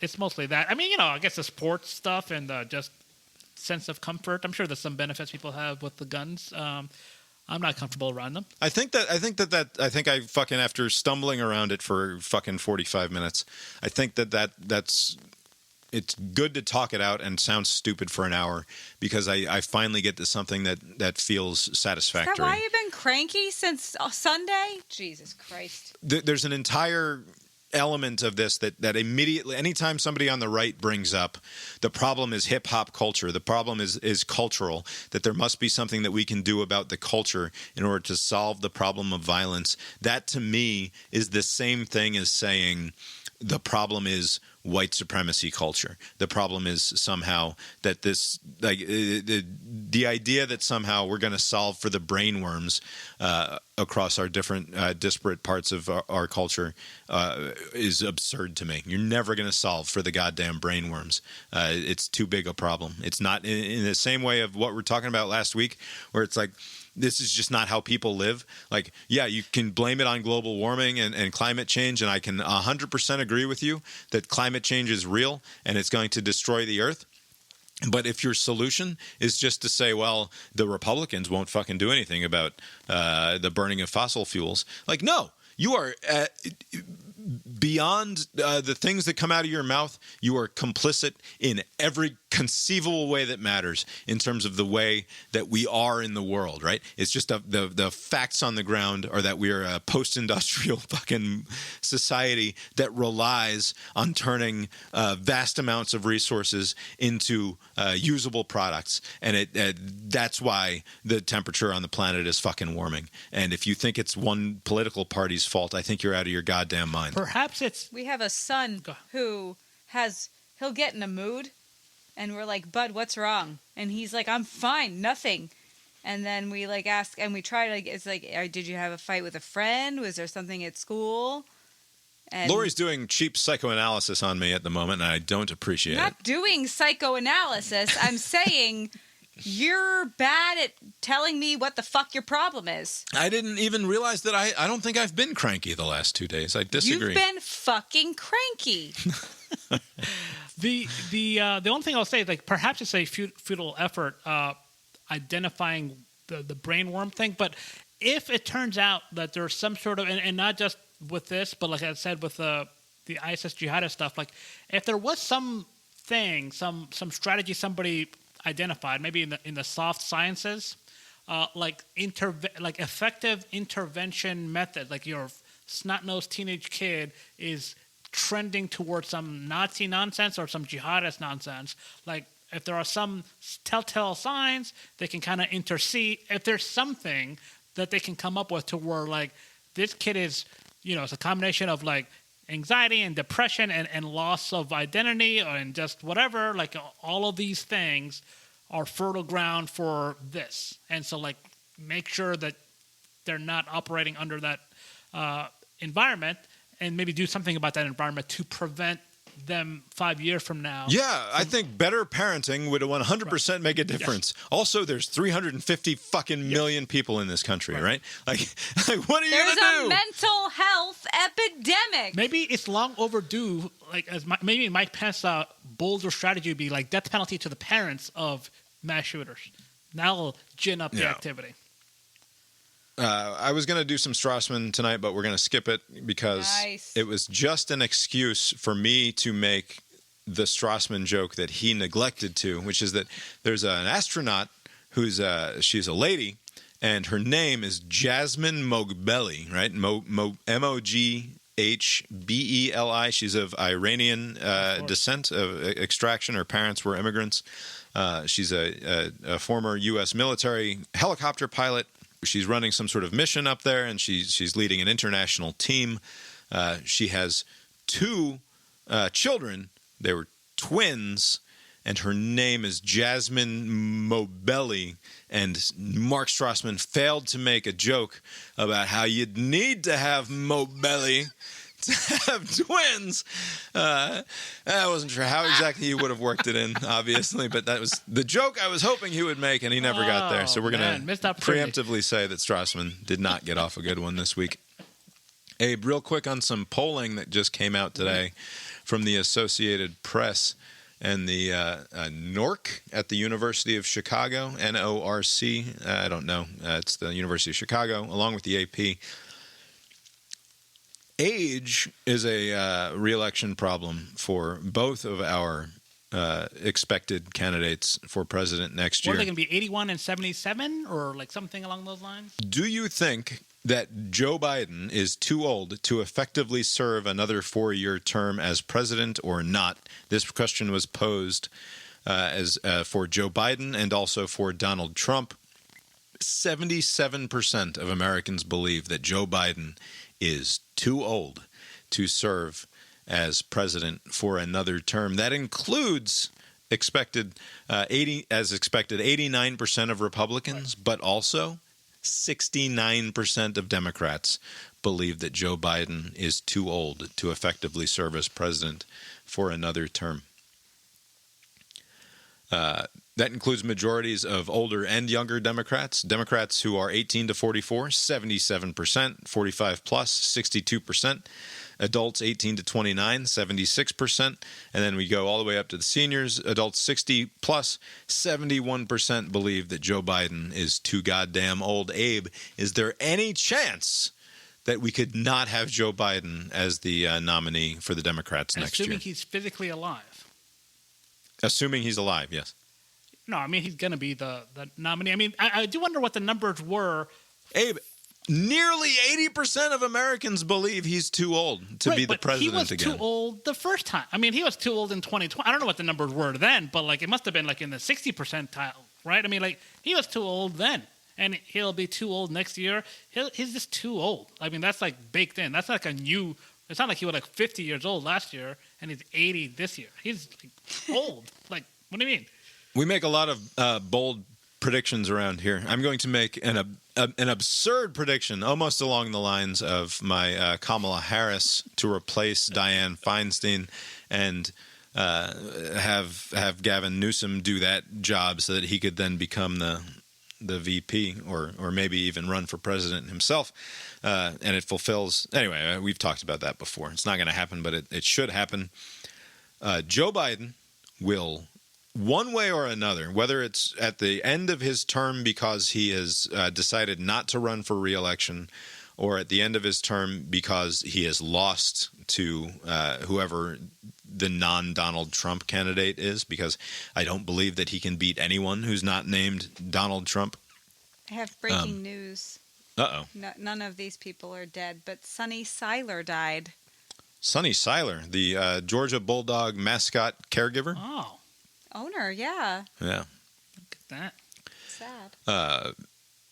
older than Joe Biden or Joe Biden's great age? question. Let's see here. He's 90. Oh, 90, so he was older than Joe No Biden. news from Older. planes? Older. Younger than Jimmy Carter, though. Significantly younger than Jimmy Carter.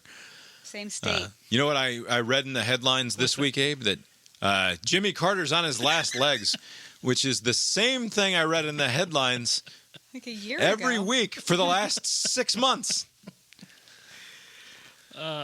Anyway, the point here, Abe, as we get into my big prediction reveal, Joe Biden will not be sworn in for a second term, one way or another. And at some point in December or January of 24 or 25, he will issue a blanket pardon for his despicable piece of shit son, Hunter Biden. And that will be among the last things that he does as the president of the United States. And it is inevitable because Hunter is going to be convicted of multiple felonies at some point in the not so distant future, and in order to avoid the consequences of that, Joe Biden will absolutely pardon his son. I don't think that's... Do we want to talk He's not gonna football predictions this weekend? Ooh, UT Martin. Ooh. Just real quick on the... Anything to say about my ridiculous prediction, Abe? It is ridiculous. The only thing that I do agree with you, though, it is, I think you're right. Both scenarios are implausible. Like either a Trump presidency or Biden presidency into 25. Both it's hard to envision, but that's the matchup that we're going toward, right? So I don't see a scenario where that's going to change. The one comp would be like LBJ, like where Vietnam was going to shit, and in the calendar year of the election in '68 said, "I'm going to focus on this. I'm not going to seek another term." And then there was the race, and Nixon got in, right? So maybe if he gets some health thing saying, "Hey, by the way, you're old, and your health conditions are going to fall off a cliff. You're definitely not going to make it to January of 29, let alone of January of 25." So figure it out, and then sometime in February, he says that I'm going to commit to this term, but no further, and it's going to cause us upheaval. This has happened before in '68. I don't see that happening because it seems like he's Well, the difference is that in '68, the party machinery chose the candidate for president anyway, right? And all of that. But mechanics was done by the LBJ administration in order to fuck over RFK, right? So that was all taken care of ahead of time. That's not the way that things work anymore, at least ostensibly, right? We don't allow the parties to do this. We have the primary system where ostensibly the people choose. I don't know who it would be. I cannot see Joe Biden legitimately running for and taking that oath of office again in January of 25. I don't see it happening. The one scenario I do see is that he sees it through, at least through this election cycle, and then invokes the 25th and fucks off in 26 or something like that. To say I tried, but I can't make it 29. Are you out of your mind? I'm old. Have fun with Kamala, and he just fucks off. That I could see, but I just don't see it's too far in, even though we're still in 23, to change course at this point. I know you got your boy out of California that can swoop in, but he would have had to have made that decision at this point. He decided in the other way to say I'm going to run. All right, I want to play the thing from earlier tonight. But it's very much that got me screaming in the kitchen. It's from Marketplace. The headline is "Pricing, or for indigenous artists, pricing is a tricky proposition." We don't have time for you to do a whole thing. It's not going to be a whole thing. It's going to fit in neatly. Okay, then turn your microphone off. With my disdain for the earlier conversation. The vest took quite a while to do. It's fully beaded on the front and the back, so that's $3,200 with the tie. And how do you figure out how to price your items, especially once you start having to factor in inflation? Yeah, see, that's it's getting harder and harder to factor in that inflation. Muri says he's paying a lot more for beads and smoked animal hides than he was 2 years ago. Maybe as much as 30% more. but he can only raise prices so many times before his sales start to slow down. A few rows over, another artist, Christy Ruby, is also dealing with higher costs. Well, when I heard that ammo was going up, I actually bought everything I could probably use for the next 10 years. Yep, she said ammo. Ruby is Tlingit from Ketchikan, Alaska. She hunts seals and sea otters herself, then tans the furs and sews them into winter wear. Her mittens and scarves seem pretty luxurious to me. But you can also go shovel your driveway and use it to muck out horse stalls if you want. She uses a pricing formula that accounts for the rising cost of ammunition and travel and boat fuel. Cost of goods, a cost of materials, cost of time, multiply that times 3. Which lately comes out to around $600 for a sealskin bomber hat. But that equation doesn't take into account the generations of innovation and traditional knowledge that go into just about everything for sale at Indian Market. I'm going to stop it there. I'm going to repeat that. For a hat? You cannot tell someone what something is worth to them. If someone wants to pay $600 for a hat, that's on them. Wow. I'm going to show you a picture, Abe. I Googled up. By the way, no hat, I believe, is worth $600. So no matter what you showed me. Sure, no hat's worth $600 to you. Except for that Pope hat, I'll pay $605. I charge $72 fucking dollars for a haircut. Sealskin bomber hat. Imagine the best possible version of a sealskin bomber hat. The skins with a Z is a nice touch. Buy. And then you're paying $600 for that. Well, even REI had it at $80. That's crazy. Although this doesn't go back generations, Bob. I mean, come on. REI $80, Amazon $37.50, LL Bean $45. That's fine, but to quote from the NPR piece, but that equation doesn't take into account the generations of innovation and traditional knowledge that go into just about everything for sale at Indian Market. If the generations of innovation and traditional knowledge is not factored in to this $600 for the hat that costs 10 times what it costs to buy it from REI, the most expensive version of it, right, that you can get commercially, is 1/10 the price of what the indigenous lady who goes out and shoots the seal herself and then does all of the scraping of the skin and the curing of the various things, and then no doubt does the appropriate ceremony to deal with the meat, whether it's properly disposed of or simply eaten or used in other ways. I don't know, but presumably she does the right thing because she's the right sort of person that makes it okay for her to go out and shoot with the gun the fucking seal to turn into a hat for some fucking unconscionable asshole to spend $600 of their own money on, because it's not being sold to fellow indigenous folks, by the way, at $600 goddamn dollars. Right. It's being sold to some fucking piece of shit who gets into his car and drives 1,000 miles to his private lake vacation house in fucking north of Quebec or whatever, no doubt, to tie it into last week's conversation. But if that doesn't take into account the generations of innovation and traditional knowledge, then what the fuck is being accounted for exactly in that $600 She told price you the tag? materials, the time, and something else times 3. But that's what's weird, because like before the inflation, were prices for all these other things that make up the hat. Like that's why they're accounting for that. Like the tradition and generations, all that stuff was already priced into the old cost, right? Like whatever they were charging before. She just doesn't know how it works. Yeah, it seems like it's a weird thing to bring up. The reason why they're charging I don't know what it was before. Charge that. Yeah, I guess it's that reflexive need to work that in. I think it's like we just have to throw that in. It's purely reflexive, and it doesn't mean a goddamn thing. Right. What are you talking example, about? Yeah. Do you know what's priced into the pack of Hanes t-shirts where I get 6 for $18 on Amazon? Generations of innovation and knowledge went into that allowed me to fucking buy 6 t-shirts for $18 on Amazon, right? It's an unspeakable wealth of cultural heritage and technological innovation that went into that. They don't list that.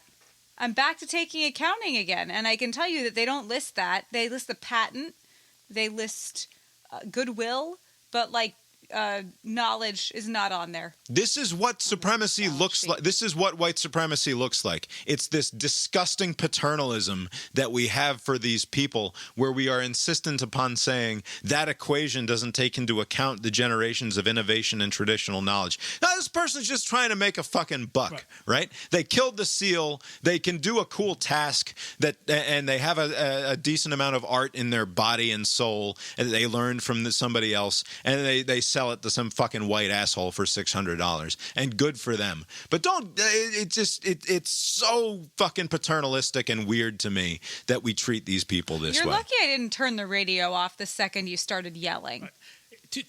I'm going to start doing it because it makes you awful. Yeah, you should go back on the wagon or whatever. I'm not the awful one. This is the marketplace is doing the racism. You're not the awful one, but like, why do you open yourself up to this when you were so good not doing that?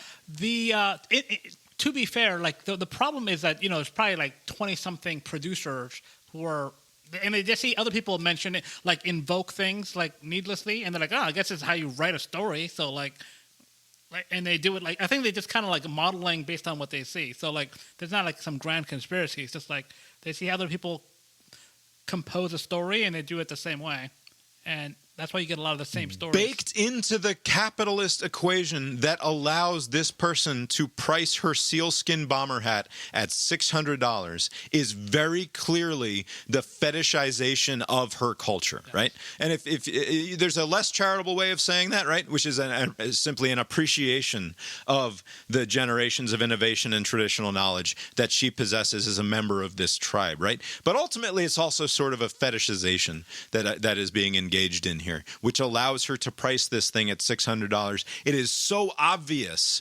that that's what allows her to sell the hat for $600. Why do they have to say the exact opposite? Why do they insist that somehow this person is being victimized by selling the sealskin hat for $600?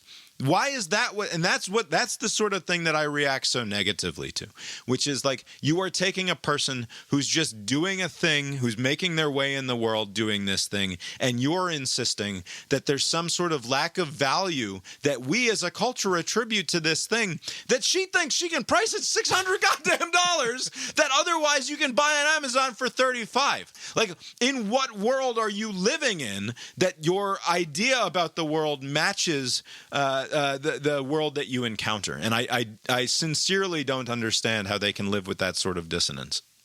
Abe got nothing. I already said it. It's just some kid writing the story. It's not a thing. I don't think it's like some. She just clearly doesn't know how product costing works. That the person who wrote this story studied journalism in college and doesn't know how product costing works, and that's her fault. Why can't the story just be the story? Inflation drove up the thing to 600. I mean, they have a lot of these inflation-related stories. You can say in this arena, like, people were willing to pay $500. There's no functional reason why you're paying that much more for this hat, right? You're doing it because you're trying to support whatever. Or at least it's like an icebreaker of a story, like, oh, I got this hat and here's a story. But I guess there is an upper limit that people are willing to pay. Story is at $600. You know what's a much better story? I want to interview with every single asshole who paid $600 for the sealskin bomber hat. I want to know everything about this asshole. You already have a picture of this person, don't you, Bob? You already have an idea as to what this person is? How dare you? You've been listening to Cast Iron Brains, a podcast with Bob and Abe. Find the show on fucking places. Go to brainiron.com, castironbrains.com for a show note. Head on over to tetramermusic.com, TETRAMER music.com. That's where you can hear more from Mark Gillig, who composed our opening and closing themes. College football is coming back. We're at the end of week 0. They call it, right? Navy and Notre Dame went and played in Ireland. That was fun. The fighting, they kept saying, "Oh, the Irish, third and whatever," and you're like, they're playing in front of Irish people. And I'm like, oh, that often. Keep on referring to the Irish are doing this. The Irish are doing that. Is it a shameful display of American incompetence to allow one of our military academies to show up on foreign soil? No, like, isn't this the sort of thing that they say, like, politics stops at the water's edge? Shouldn't also the humiliation of one of our 4 service academies not be permitted to go on foreign soil where they lose by like fucking 40 in Ireland? Yeah, it was, and they took it easy on them. But you're right; it just looks bad. Where like Navy's getting just pummeled. Like, well, if they can't fucking throw the ball around, how can they do the other things? But I know that's not how it works. But you're right; they should take a dive. Notre Dame, if you're fighting or beating a team like the Navy, like on foreign land, just take a dive and lose to them. Or, like, put them up against UMass or something. UMass is going to be on national television like 6 times in the next 2 weeks for some godforsaken reason. Send them to Ireland and let Air Force or Navy beat up on fucking UMass. Don't get your asses kicked by Notre Dame. That's not the Irish. No, I understand the marketing of the whole scenario, okay, but it's... do you understand the marketing is all that matters? No, have some fucking pride, America. No, and send just your marketing. Anyway, there's new college football rules this year, Abe, which is going to depress points. So my big prediction for the 2023 season is to hammer the under early because people are going to be... You don't think they factored in the over-under line based on the rules? I'm saying people, they will generally drive the number will be driven up. People prefer the over anyway. So you're going to want to stay on that under, especially for Georgia games, for example. Okay, that's my theory rules? anyway. All right, so they're not going to be stopping the clock on first downs except that's right. in the final 2 minutes of the second quarter and the fourth quarter. I don't think I like it. So the clock will run. It's basically like the NFL rules. Just so the game is not as bloated, like because college football games were, and especially on CBS, were bordering on 4 hours. Like I like it. Was I'm like calm. No, it's too long. It's too long. The games are too goddamn long, and those first quarters on CBS. CBS is like that's you the could problem. get through. It's not the second and fourth quarters. Right, you can get through the second half of a CBS game in like an hour and fucking 20 minutes.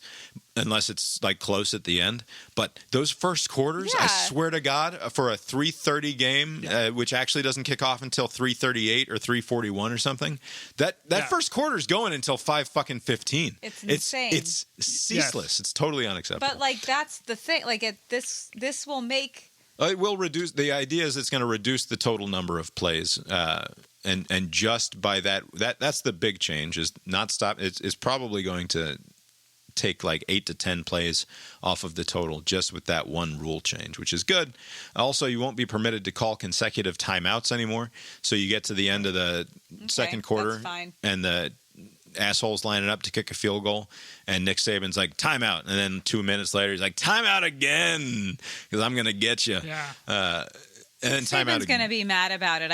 I'm already feeling Nick Saban being mad about and rolling his eyes and putting his hands up in the air. The only time I see this you're not allowed to call consecutive timeouts thing being a problem is that oftentimes you see teams come out of a defensive timeout and they're misaligned or what have you, and so they call that timeout. Oftentimes that happens to Georgia. Right. You call that timeout again in order to properly set the defense. What did you do during the first one? Right, you were super dumb. That's not going to be allowed any longer. So that could factor. I don't think it's going to matter in terms of icing the kicker, which never fucking works anyway. And then the third aspect of this is that untimed downs will not occur at the end of the first and third quarters anymore. What's that mean? So it used to be if you have a defensive penalty at the end of the first quarter with no time left on the clock, they would say, we're going to have a magical baseball-like moment in this football game where there is no clock and the offense just gets to run one more play. Instead, so just at the end of the half and the regular one? Right. Instead, they'll just move that to the start of the next quarter unless it's at the end of the half or at the end of the game. Very sensible. Yeah. All right. So that was week 0. Does that mean that we have meaningful football games this coming Saturday? Nope. This Saturday, yes, but in general, but I mean, Georgia's got 2 cupcakes. No, but to We start have- the Georgia we season have plays about this 6 goddamn Saturday. cupcakes. Is that right? What? Yeah, they play. UT Martin. They play. I mean, this weekend Holy is shit! the I week legitimately 1, right? did not Oh, know. you that, asked if it was meaningful. No, I didn't realize it.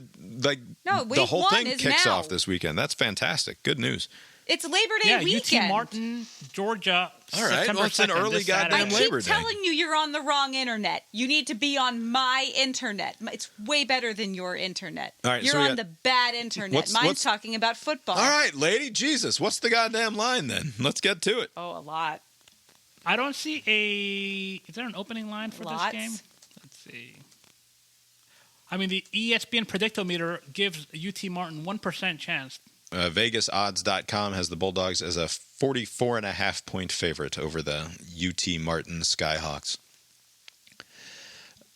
They got the Carson Beck is going to be the starting as the quarterback. quarterback. I predict that Georgia's offense is three-peat? going to be much improved over last year. I think Stetson Bennett is a fucking bum who won us 2 national titles, of which I'm greatly the appreciative. greatest quarterback bum. By the way, great highlights for the Stetson haters from this weekend's slate of preseason games. Boy, he looked like shit. He looked pretty good the first preseason game, and He just, threw such typical some of those Stetson throws. bullshit interceptions where it's like just right into, like he's just staring them down, and then the throw is a second later than it needs to be. And also he completely missed that the linebacker has just been camping out and waiting for him the entire time.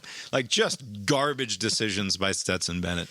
And it's satisfying in a perverse way to watch it happen at the next level. Now, of course, his fucking destiny, no doubt, is to Jeff Hostetler his way into being a hero for some other fucking NFL franchise and reel off like 6 wins en route to a Super Bowl victory in like 2040, right? Like he'll come back from like a long career as an insurance salesman to lead the Jacksonville Jaguars to Super Bowl victory in 2043 in all likelihood. He can be a rich man's Doug Flutie in the CFL. He won't listen to me. You can just go to the CFL and be a king, and then come back All right, to the so NFL then for a year. give us the eventual national championship matchup or the Final Four or something here today, Abe. Who you got? So, I mean, Georgia is not playing anybody, so you can pencil them into the SEC title game against Alabama. You as sure? always. You sure I think- Alabama and not LSU?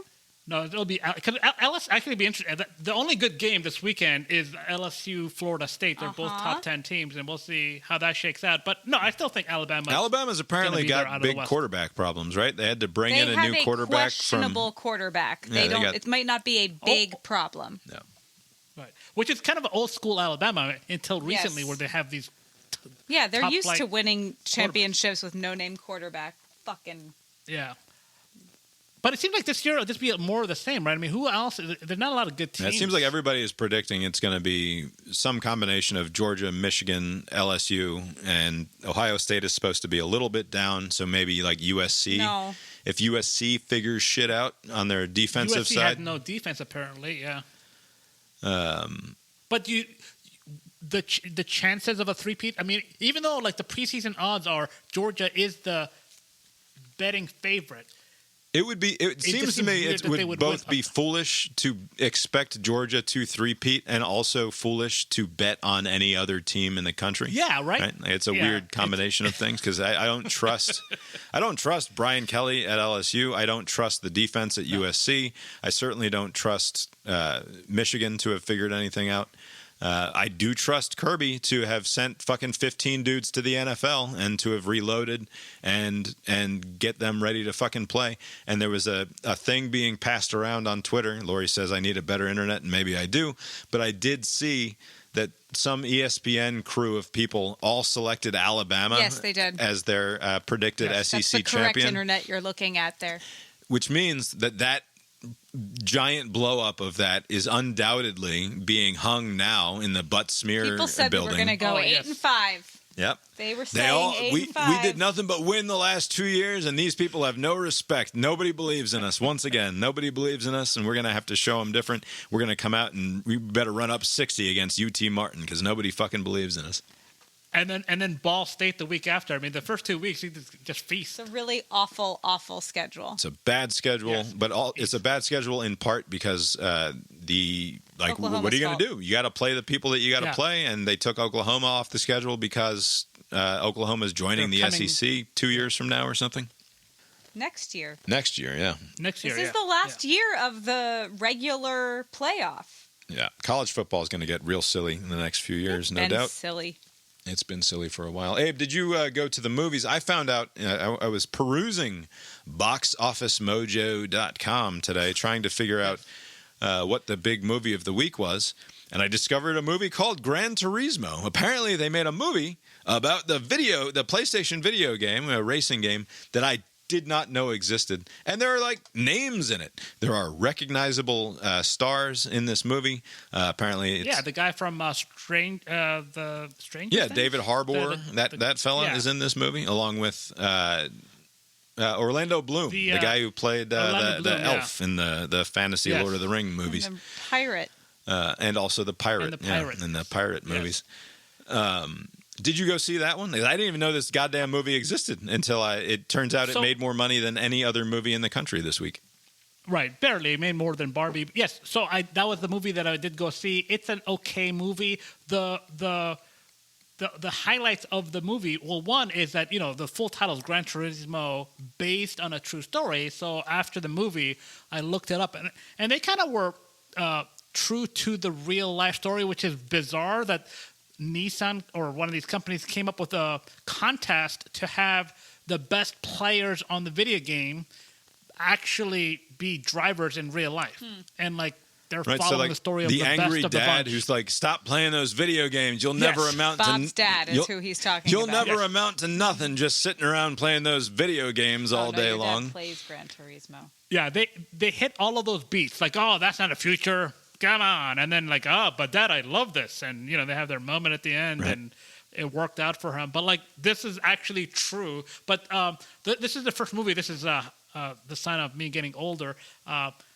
I had to wear my, earbud thing to kind of, bring down. Because I've noticed, No, that just means these that's shitty theaters- sound in the theater. That's bad sound mixing. Right. If you shouldn't hear it in your ears. You should just feel it. So, these Dolby theaters that I go to, it's just loud. It just shakes the seats. It's just very loud, which I like, but I'm like, I think it's probably not good for my ears. Right. And I see these Oh. music people at festivals, and they wear those things. I'm like, maybe I should just do So, but that. it's not. It's an entire. So, I've been to concerts where I have been concerned about my ears, and that is an entirely different experience than sitting in a movie theater. It's a whole different level of decibels. And I don't know what the maximum decibels are at a Dolby Atmos movie theater, but I remember being overwhelmed by the sounds that the movie theater was making, but not in a way that felt dangerous. And I wonder, I guess you go on these, you Google it up, and they're like, yeah, anything louder than just talking quietly in a room is dangerous, I guess. It's my normal life, my normal everyday The- life all fucking day. I will say these ear contraption thing. I just got this something from Amazon. It's not like it makes it worse. Like, you can hear everything perfectly. It just takes the edge out. Yeah, I was just looking a little. into some for work. It's a nice little I product. got my internet gave me a, how you're old thing Yes. about Yeah. Matthew Stafford. His wife says it's kind of crazy. So Matthew's been in the league a long time. He's like, the difference in the locker room has changed so significantly. They have a lot of rookies on their team. They're very young, but he's like, I feel like I can't connect. In the old days, you'd come out of practice, you'd shower, and people would be playing cards, interacting. But now they get out of practice and meetings during training camp, and they go straight to their phones. Old. 35-year-old Matt Stafford. 35-year-old Matt Stafford says, kids these days, Kids. movies are so loud. Yes, that's right.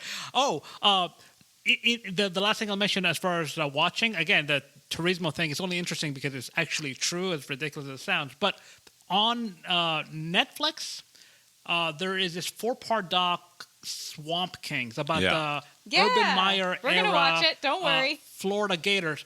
So, Bob, I told you that that Michael Jordan's Last Dance, it's ruined sports docs, because now sports docs are just all propaganda. They basically, it's not like an objective, some director decided to take a look at this and examine this period of time, like, critically. Like, this is like the worst example of it. Like, they had like a murderer on the team. Yeah, they had another player, my boy Percy P. where it was like things they left out, and it was just They like left out, and all just the trade-off is we're going to leave out all the bad stuff just so we can have Urban Meyer and Tim Tebow cry about their time. Like, oh, I was raised in a military family like Urban Meyer, so I had a lot of discipline. Like, we had like discipline. I'm like, you fucking guy, you had a murderer on your team. Where was the discipline then? And Tim Tebow is doing his Tim Tebow stuff. It was like 4 episodes of just total nonsense. I was like watching it while I'm like running at the treadmill. I'm like, this fucking sucks. Like this, and they kept on showing like Georgia losing to them, and like, not that had anything to do with anything, but like it's like at least show it honestly. It was a very dishonest 4 episodes. Did Urban Meyer make any snooty comments about the celebration? Oh yeah, they're like, oh, we remember that was so like beyond the whatever. Like we were gonna get class in that them. Georgia celebration on the field. It's like, wow, you got a murderer on your team. What's up with that? Does that factor into the class equation at all? Yeah, no, it is like just you were describing total propaganda. The problem of quote unquote access journalism, right? And yes, if you allow your production to be the terms of that to be dictated by the subject of your investigation, then you're not going to get a very thorough accounting of the both the good and the bad. Right. And yeah, it's a problem when you read an article about it. Never mind, an article where someone is granted a certain amount of access in exchange for a certain kind of attitude about the way the interview would go. Never mind an entire film production. I mean, it's like they painted them in the best of lights. The American Gladiators thing, where like there was no mention of that guy that we watched the whole other documentary about. There was almost no mention. They mentioned him in the beginning. Oh yeah, this guy existed, and then they didn't bring it up ever.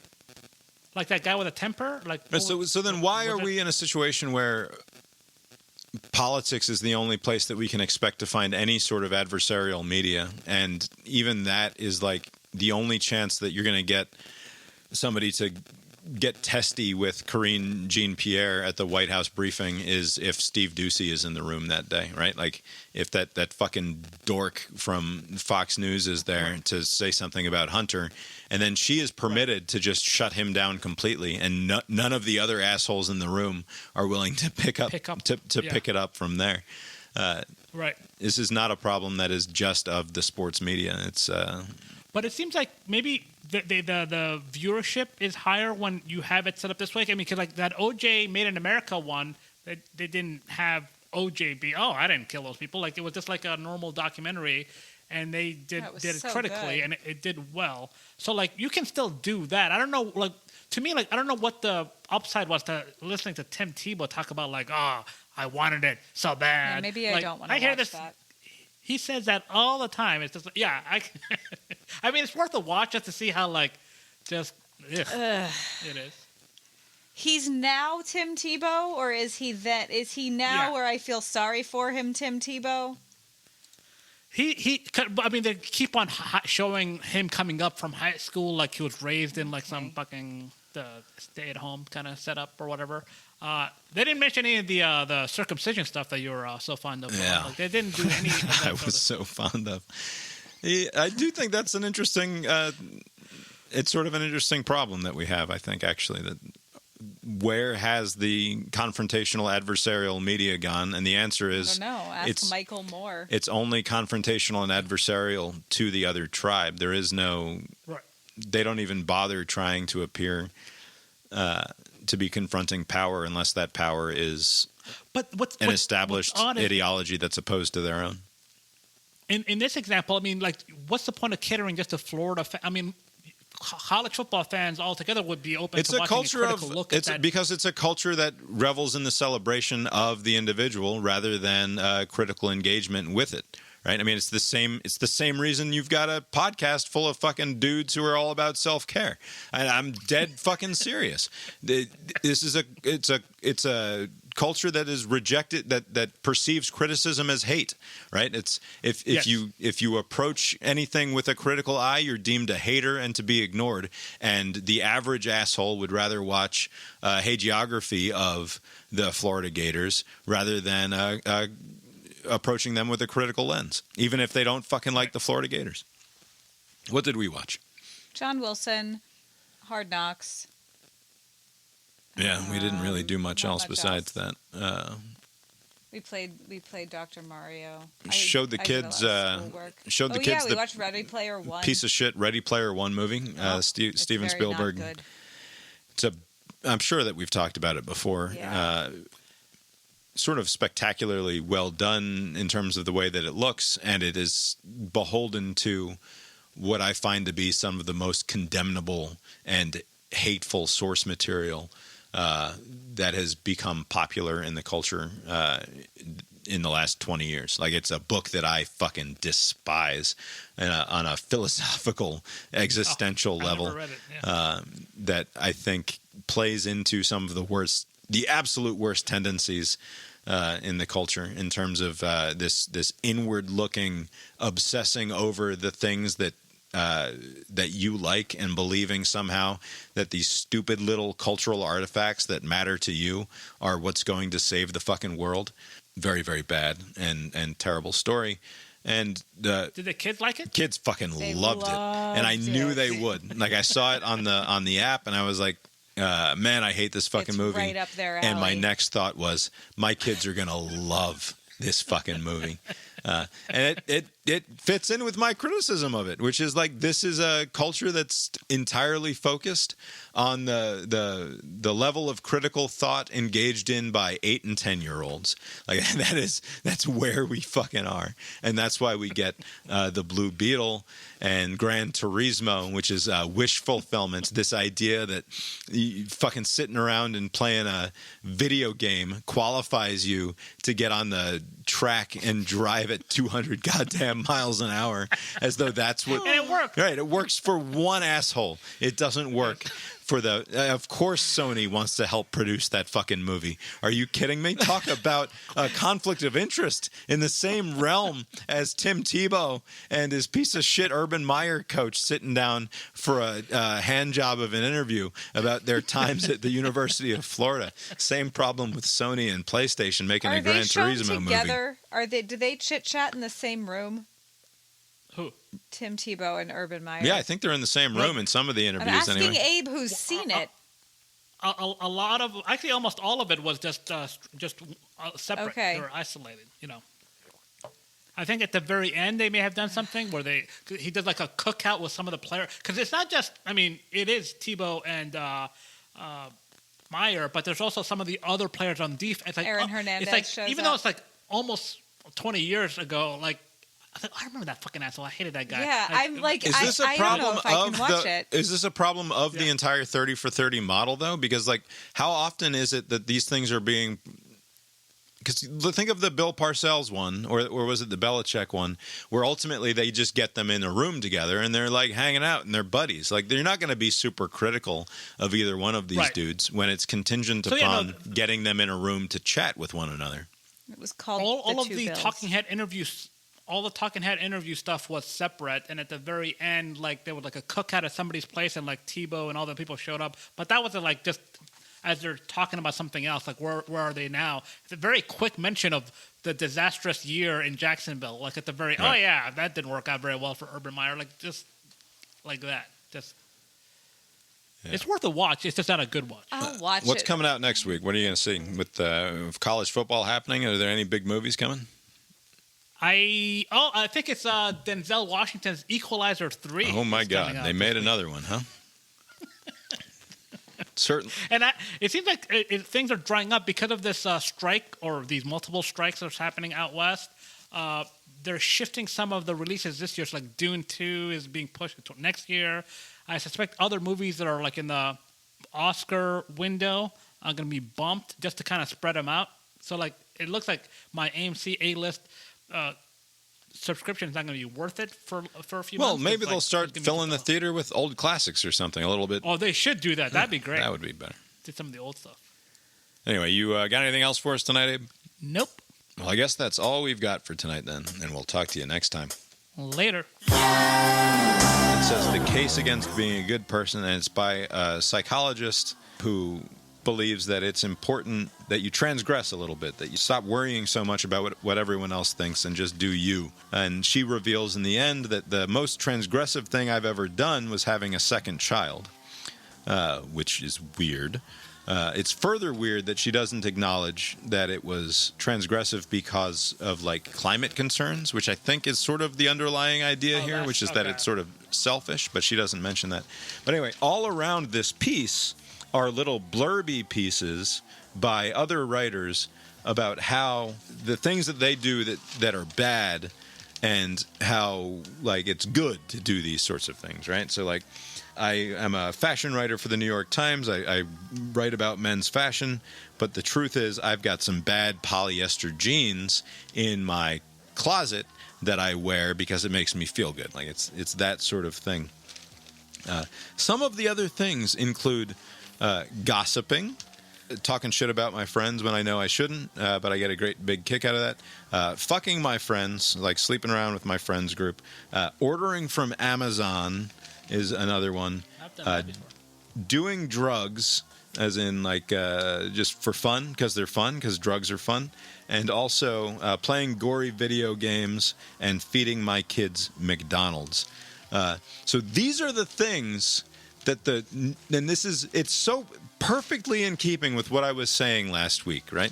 Which is like the problem of climate change is that humans behave in these fucking in enormous ways, in ways that degrade the environment, right? It's just what we do. It's how we've built the entire fucking civilization. And at the centerpiece of the New York Times this week is here are the ways in which we transgress against things that we know we shouldn't be doing, and they describe normal human behavior, right? Just the things that every goddamn American does. Now, does every American eat McDonald's? No. But like fucking 80 million of us do from time to time, right? Like this is and this idea that the New York Times editorial page sits in judgment of all of these behaviors that they all acknowledge that they do, you'd think would allow them to have a little bit of self-reflection about the way that they treat the rest of the country, right? Like when they're acknowledging that these are the ways that we transgress against our ideals. But if you tried to apply that to anybody who lives outside of a major metro area, it would never occur to them to be forgiving of those people in the same way. Right. What is that thing? Judge others by their actions and yourself by your intentions. Like, oh, I meant well. I know I'm still doing all the bad things that you're doing, but I feel bad about it. The proceeding was created with 100% human content.